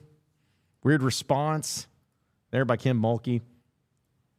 Like, it was all just very strange to me. And I know we're going to have a lot to say about, hey, did y'all see this? Because there is a lot of funny things there, too, that I can't wait to get into. Because some of it has to do with actually, like, basketball, college basketball, because postseason play is upon us. And we're going to have some interest there, too. But we'll get into that and talk about that, as well as get into more of your comments here in just a little bit. But, folks, I'm really excited to bring on and to be able to partner with a brand-new sponsor here, not only on the John Nabors Show, but also on Natty State Sports and our entire network. And it is Signature Bank right here in Arkansas. Folks, I know that there's been a lot of different banks I'm sure that you've probably dealt with or that you've chosen for certain reasons or whatever. But I can tell you this, just from my own personal experience. Like, Signature Bank is the premier bank when it comes to getting you as an Arkansan everything that you need, the customer service you deserve, and the friendly face that you'll always get. Like I think it's just so amazing when every time I walk into that building and the welcome that I received. And not only the nice building here in Fayetteville, but since they have locations all across the state of Arkansas, they are the best when it comes to getting you the bank service that you deserve and that you look for. And the fact that it's local, the fact that it's been around for so long, just goes to show you that there's a reason why. It's because they're amazing. In fact, I got a really sweet, see if I can pull it out right now. I'm going to try to cover up the numbers so that you guys don't start, going after my bank account or anything like this. This might be one of the coolest things about it, is that they have a bunch of different little debit cards. Look at that. Got me a sweet State of Arkansas debit card. Only with Signature Bank as I got one of those. So when you walk in and you check them out, again, with their locations in Fayetteville, Springdale, Rogers, Bentonville, Harrison, as well as Jonesboro, you're going to get the same great service from all the folks over there. So check them out today. You can also visit their website at signature.bank. That's www.signature.bank. Check out all the great things that they can do for you, for your business, and for the community here in the state of Arkansas. You got to do it today with our newest sponsor here on Natty State Sports. It is Signature Bank. We will take a break. When we come back, we'll get into Hey, Did Y'all See This? As well as some more of your comments. So stay with us here on the John Nabors Show, live from Natty State Sports Studios. We not done yet either. So don't be satisfied. We not done. I mean, honestly, I don't really remember post game. I guess I black out after games, winning and losing. You missed it. You missed it. You missed it. Just tell me you missed it. I'm not going to go through with you. Why not? And that will be the last question I answer with that hat on.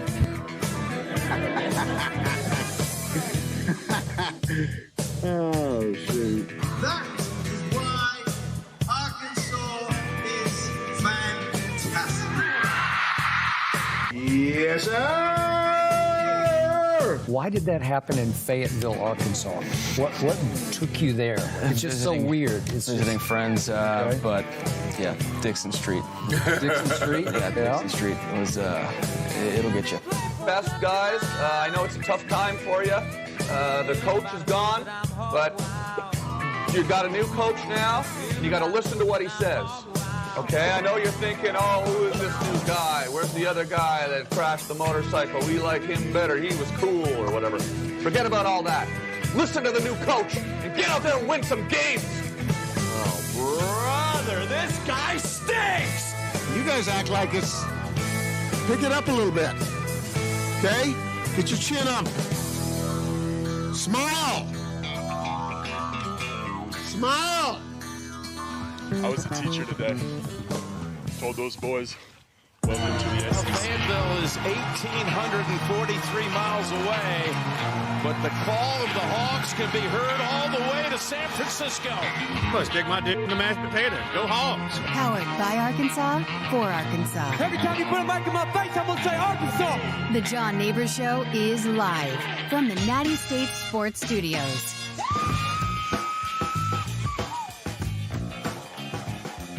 Welcome back into the John Nabors Show here live from Natty State Sports Studios. Appreciate everybody listening in and watching in here on this beautiful day here in the great state of Arkansas. As a reminder, folks, be sure to check out all the great stuff we're going to have from spring practice starting tomorrow. Once again, me and Andrew Ellis are going to be taking over that part of it because Scotty and Curtis are going to be taking the pod at the Palace, the great basketball podcast here at Natty State Sports. They're going to be going on the road to Nashville to give you all the coverage that you want from the SEC tournament on Wednesday Night Sadness. It's going to be awesome. I really hope that something happens, something crazy happens. Either one, Arkansas goes on a run, or two, like something like crazy bad happens where somebody like quits the team, or like there's a blow up. Maybe there's a brouhaha in one of the games that Arkansas's in. Maybe Muss and his name just escaped me. Coach of Vanderbilt, Jerry Stackhouse. Hopefully that they get into like a little scuffle. I don't know if I'd like Muss's chances in it, but who knows? And he's crafty. He gets after it. Maybe there could be something there too. So, but yeah, we're gonna have great coverage live there from Nashville. So be sure to check that out. And can't wait to get that and get back at spring practice. And Razorback baseball tomorrow is playing Oral Roberts in Baum, and it's a 6:00 game on a Tuesday. So be sure to follow us there as we'll have some write-ups and some fun stuff there going forward. Also, I love Hayden in our comments section here on the stream Says, not enough people are talking about how fat Mason Jones was as a kid. Now, I know what Hayden's referencing. There's always been things that get mentioned all the time. I thought about doing some sort of this is like a summertime topic or a summertime show, but I always thought about doing the top 10 things that got referenced in Razorback sporting events by the television broadcast crew way too many times. I think Mason Jones being fat is definitely up there. Robert Moore's dad getting mentioned is way up there. Ronnie Brewer's weird shooting motion because he broke his arm as a kid on a water slide. I think that got mentioned a ton. Just again, those are just the ones off the top of my head.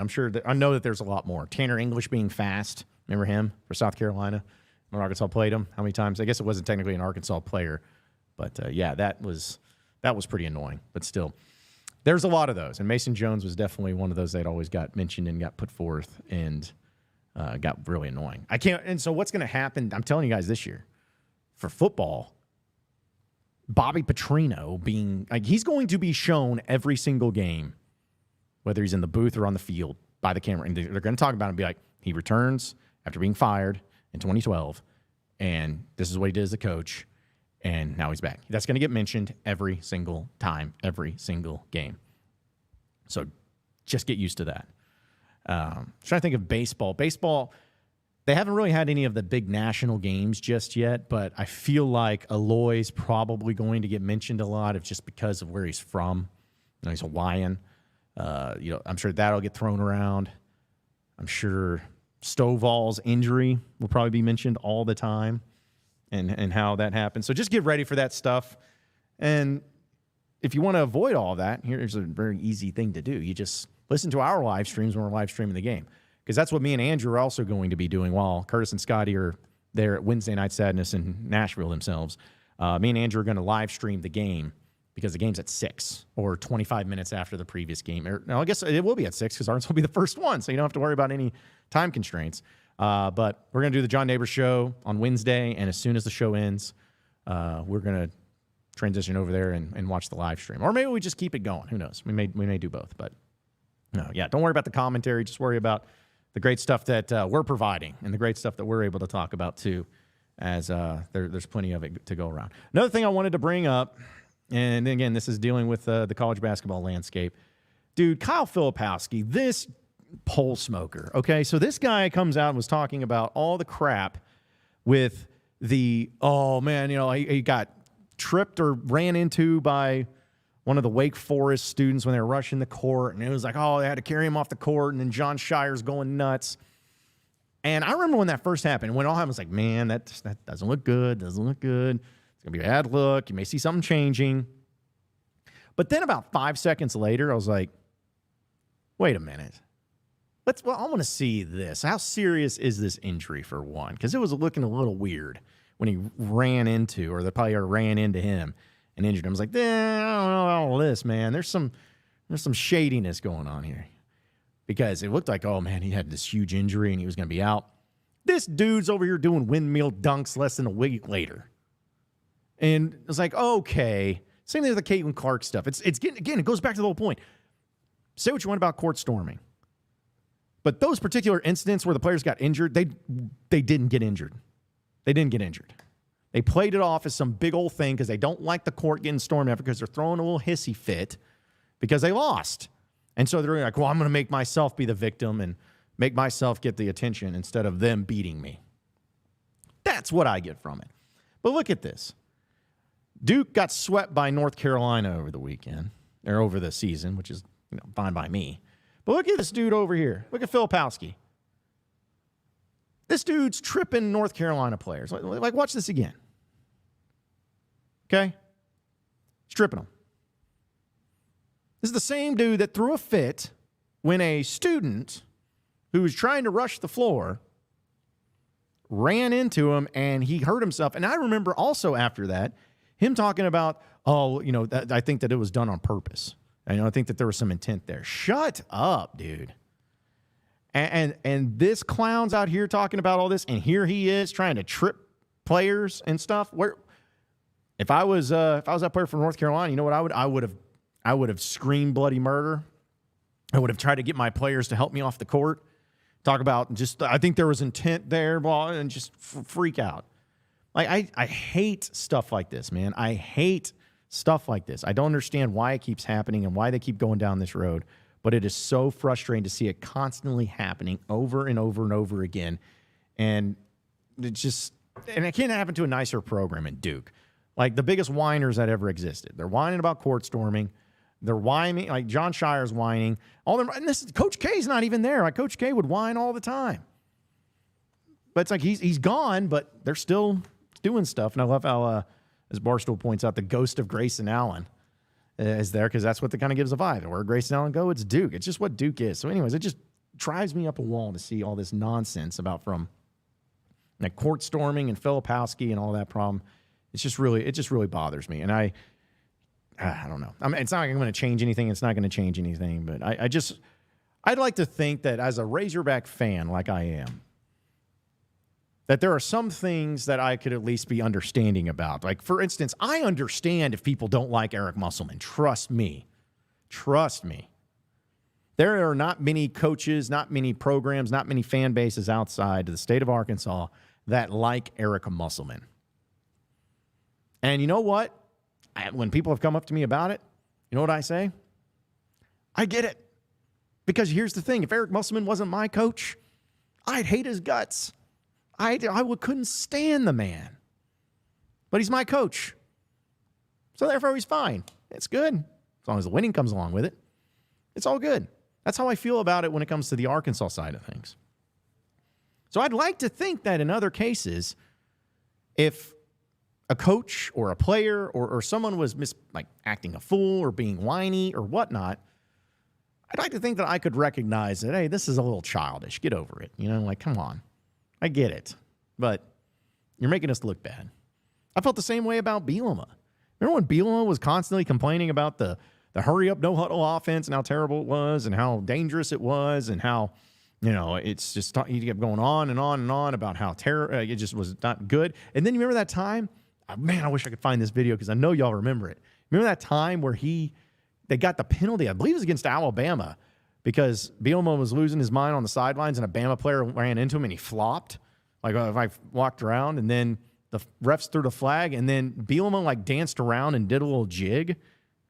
I was like, back then even, I was like, that's clownish, dude. That's clownish. Don't be that way. I just don't understand why coaches and players and programs, I get it if they're yours and you're going to defend them and be there for them, but at the same time, it's like, have some self-awareness. Understand that some of these things are pretty bad. I remember last year with the Brandon Miller situation at Alabama. That was my whole point to everything. And I had some friends in the Alabama media, people I really respect and still respect to this day and still friends with. When all that Brandon Miller stuff went down, they were staunch defending him and defending the decision to keep him on. And I got in an argument with a guy about it, and I was just like, because one of the questions was like, if that was an Arkansas player, you'd feel differently. I was like, no, I wouldn't. I wouldn't at all. I would not want someone being involved with the murder of somebody wearing the Razorback on their jersey. I wouldn't. But that's the thing is, as fans, sometimes you're always going to be there for your guys. You're always going to be there for your team. You're always going to be defending them across the entire board. And I get it. I understand. It's what fanatics are. And that's, it's ride or die type stuff. I get it. But I think you can also, and all of us can, have the self-awareness to understand, hey, maybe, just maybe, this is actually a little bit weird. Maybe, just maybe, it's kind of lame. Maybe, just maybe, this makes us look bad and I don't want to see it again. Maybe, just maybe, that is the case. So I don't know. It's just, it could not happen to a greater bunch of nice people. I really hope that they don't change the rules or whatever in court storming because of clowns like Kyle Filipowski and what he's done and Duke.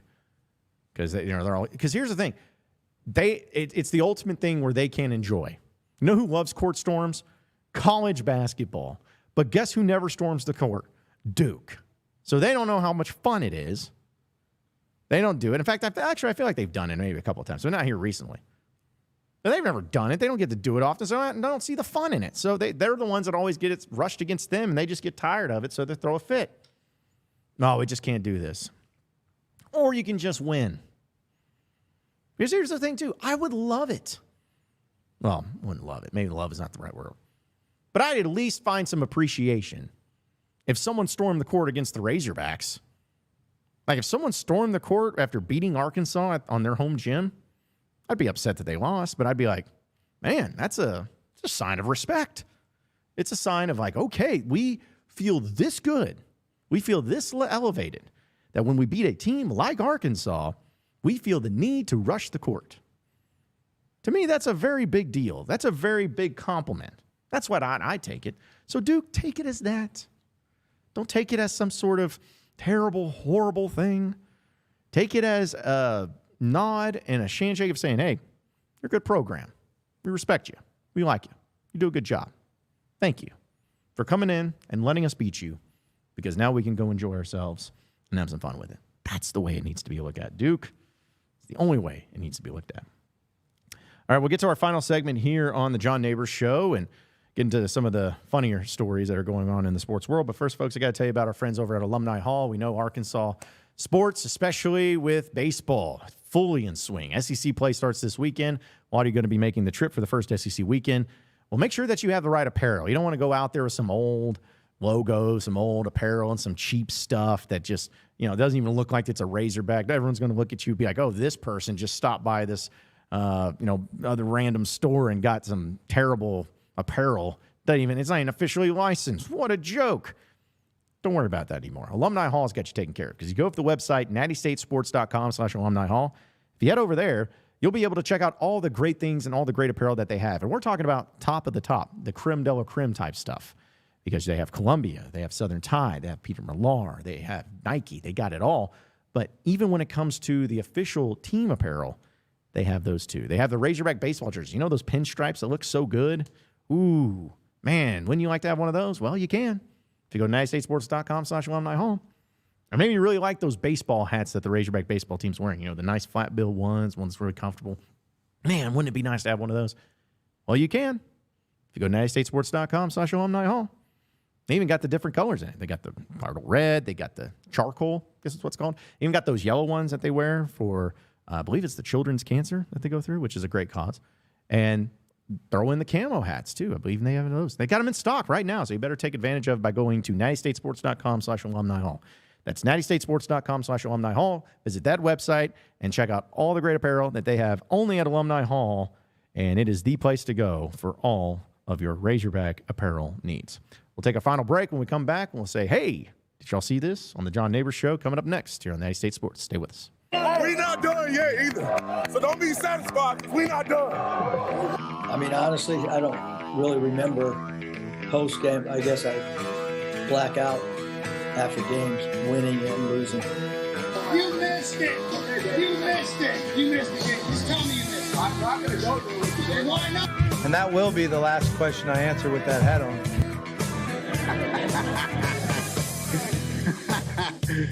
Oh, shoot. That is why Arkansas is fantastic. Yes, sir. Why did that happen in Fayetteville, Arkansas? What took you there? It's just so weird. It's Visiting friends, but yeah, Dixon Street. Dixon Street? Yeah, Dixon Street. It was, it'll get you. Best guys, I know it's a tough time for you. The coach is gone, but you've got a new coach now, and you got to listen to what he says. Okay, I know you're thinking, oh, who is this new guy? Where's the other guy that crashed the motorcycle? We like him better. He was cool or whatever. Forget about all that. Listen to the new coach and get out there and win some games. Oh, brother, this guy stinks! You guys act like it's... Pick it up a little bit. Okay? Get your chin up. Smile! Smile! I was a teacher today. Told those boys, welcome to the Fayetteville is 1,843 miles away, but the call of the Hogs can be heard all the way to San Francisco. Well, stick my dick in the mashed potato. Go Hogs. Powered by Arkansas, for Arkansas. Every time you put a mic in my face, I'm going to say Arkansas. The John Nabors Show is live from the Natty State Sports Studios. All right, final segment here on the John Nabors Show. You're live from Natty State Sports Studios. Appreciate each and every one of you listening in and watching in on this beautiful day here in the great state of Arkansas. It was a busy Monday, and tomorrow is going to be another great one, too. And as a reminder, folks, that Wednesday we're going to have Tyler Spoon, former Razorback, joining us on the baseball side of things. Connor O'Gara is also going to be joining us to talk about SEC football later this week, too. So going to have a lot of various guests coming on and joining us to talk more about football. Because I think football is really on a lot of people's minds, which is not making me mad. I ain't mad about it. It's on the forefront of a lot of people's minds, and it seems that most people want to hear more about it. So get to have some fun with that, too. So looking forward to doing that and to talk more about it and, get some great things going. But we're also, of course, here at Natty State doing a lot with interns, and we're putting together some internships. So for those of you who are still trying to get an internship, which a lot of you did, by the way, and I appreciate the response, just go to nattystatesports.com, and you look at the top, and there'll be some careers, and you fill out the form if you want to intern, and we'll see if we actually like you enough to be able to bring you on. But we do have a new intern joining us as we introduced Landon last time. Now we got Will joining us. What's up, intern Will? How are you? Dude, I'm good. I mean, are you doing good? You feeling okay? I'm great. Okay. Baseball's back. Yeah. So you're a freshman at the U of A, right? I am. Okay. And you are a Sigma Chi. Sigma Chi, yes, okay. sir. And you're a big baseball fan. Big baseball. It's probably my favorite out of the three. Okay. And you're from Whitehall, is that correct? Whitehall, down by Pine Bluff. Okay. So what was y'all's mascot down there? Bulldogs. Whitehall Bulldogs. What's the mascot or the colors there of the team? Red, black, and white. Okay. That works. Not as much red as white and black. But Well, I was wondering because Springdale Bulldogs, like my rival when I was in Fayetteville, was like kind of red and white and maybe a little bit of black. So, okay. I don't know why. I think there was something different. I guess I'm always thinking about Pine Bluff because they're the Zebras, right? Zebras, yeah. Just won a state title, basketball. That's right. That's right. Yeah. So a little love down there in that area. So, yeah. But you're up here at the U of A, and you're going to be interning with us for a few weeks here. So, yeah, we appreciate you hopping on. And I'm going to try to make you feel as uncomfortable as possible here as an intern. Here we go. Okay. So, because I'm not going to bring it up here on the stream. I'll bring it up later. I don't want to get myself in too much trouble here. But still, it's a few things that happen in the world of sports, too. I'm not going to make you feel too awkward. Like, Landon was the one last week I made him feel awkward because we were talking about a cruise where it's a completely nude cruise. So, yeah, we're not going to do that. But I love this that was going on because, again, we're talking about women's basketball and all that. But Utah State's coach was asked how she's going to rebuild for next season, and she said she won't be because apparently she just got fired. So this was a pretty awkward and funny clip. And how do you plan to rebuild for next season? I'm not going to be rebuilding. I just coached my last game at Utah State. I spoke with Diana, and they're going in a different direction, and I respect her decision, and I hope they get a really good coach in. So that's going to be the last question. All right. Whoops. Thank you. All. Thank you, Coach.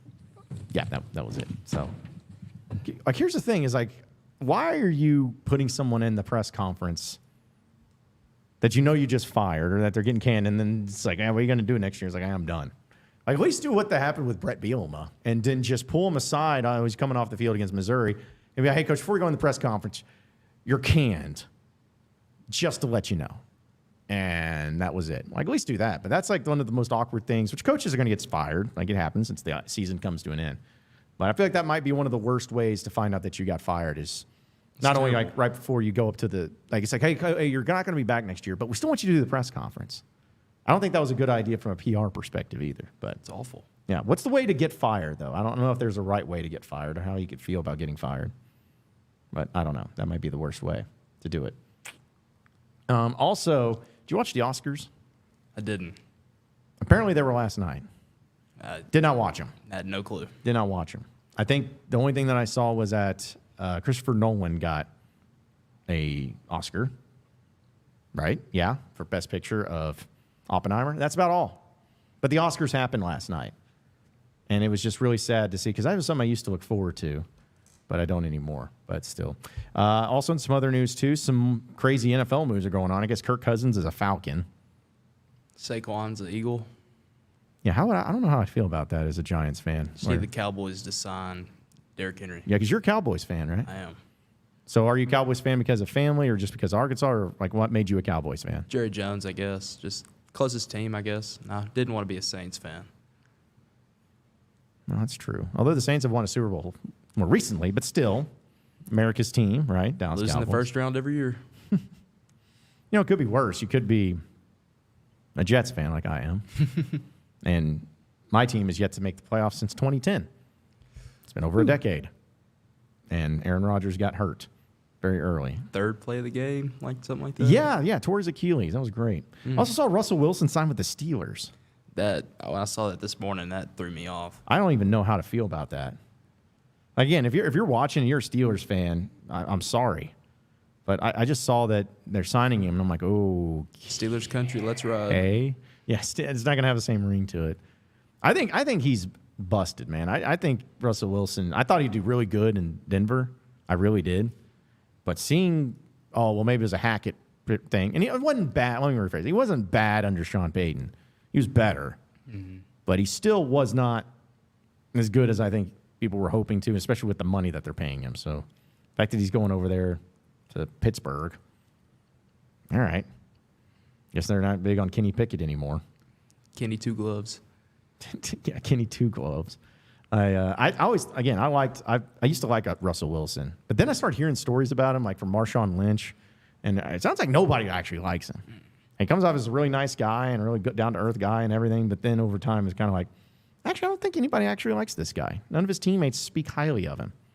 And not from what I've heard. Yeah, that's a problem. So you like what the Cowboys are going to be doing this offseason? They haven't signed anybody today, and it's just not looking great. Mm. College football is still better than NFL, though. I'm glad you at least can say that and admit that. No, I think everybody in the state of Arkansas should feel that way too, which I agree with. I mean, it's nothing against the NFL. I'll still watch the NFL, but it's not what I'm doing. It's not something that I'm going to be making or breaking or anything like that. But yeah. So you're a Cowboys fan. You have any other teams, any other professional sports teams? NBA, MLB? I used to like the Red Sox because of Benintendi. Okay. So are you now a White Sox fan? Not really. Now I just going from white to red. Last weekend or 2 weekends ago, you're down in Arlington for that classic or college baseball series, and I just really thought the stadium was cool. So I don't want to be a bandwagon for the Rangers. That's fair. The NBA, I'll watch the Thunder because we've got two guys over there. Yeah. With Jay Will and Isaiah Joe. Yeah. I wanted to say, though, I feel like the most players that have played for a franchise here recently has been Arkansas players at OKC. Because you have the two that's there. You also, at one point, had Ronnie Brewer play there. I don't think Patrick Beverly played there. No, he didn't. I don't think he didn't. He didn't. But then it's like, I want to say there was one more that I'm missing. Anyways, the point is that they have Arkansas representation now, and that's what's most important, is that they got plenty of those guys there. Also from the comments, I guess when we're talking about Duke, TCR, we'll go with it, says, well, Duke got how many national champs? Well, Duke going to another March Madness, but your Razorbacks aren't, plus your team is so bad that no one would care to rush the court, LOL. Salty. I mean, that's kind of true, but what does that have to do with the fact that they're still whining about court storming? Because your team is so bad, no one would care to rush court. Not this year. Not this year. I wonder if TCR is a Duke fan, or if maybe he's a just Duke fan. Well, or maybe he's just a casual Duke fan, and he didn't like the fact that we were making fun of his team. Go Blue Devils. Yeah. Besides, Duke lost this year to who? Arkansas. That crappy team, you lost to them. And Don't forget Bud that Walton one. wideout. Yeah. Like Arkansas was terrible this year, and they were really bad against them at home, and you still lost to them. Without Tremont Mark. Yeah. Our best tough player. Look. Tough look. Tough look, buddy. So, well, Will, it's going to be good to have you on as an intern. Look forward to the stuff that I'm sure we're going to do with you, and try to make it to where you actually learn something here for a change and try to make it fun. So, but that does it for us here on the show. Appreciate each and every one of you listening in and watching into the John Nabors Show. Be sure to like and subscribe to Natty State Sports across the entire platform of all forms of social media. And we're going to keep it going with some great spring practice and some reports happening tomorrow morning on Natty State Sports. So be sure to tune in for that. So we'll just have to catch you next time. So same sports channel, same sports show tomorrow afternoon. Have a great day, everybody. We will see you then.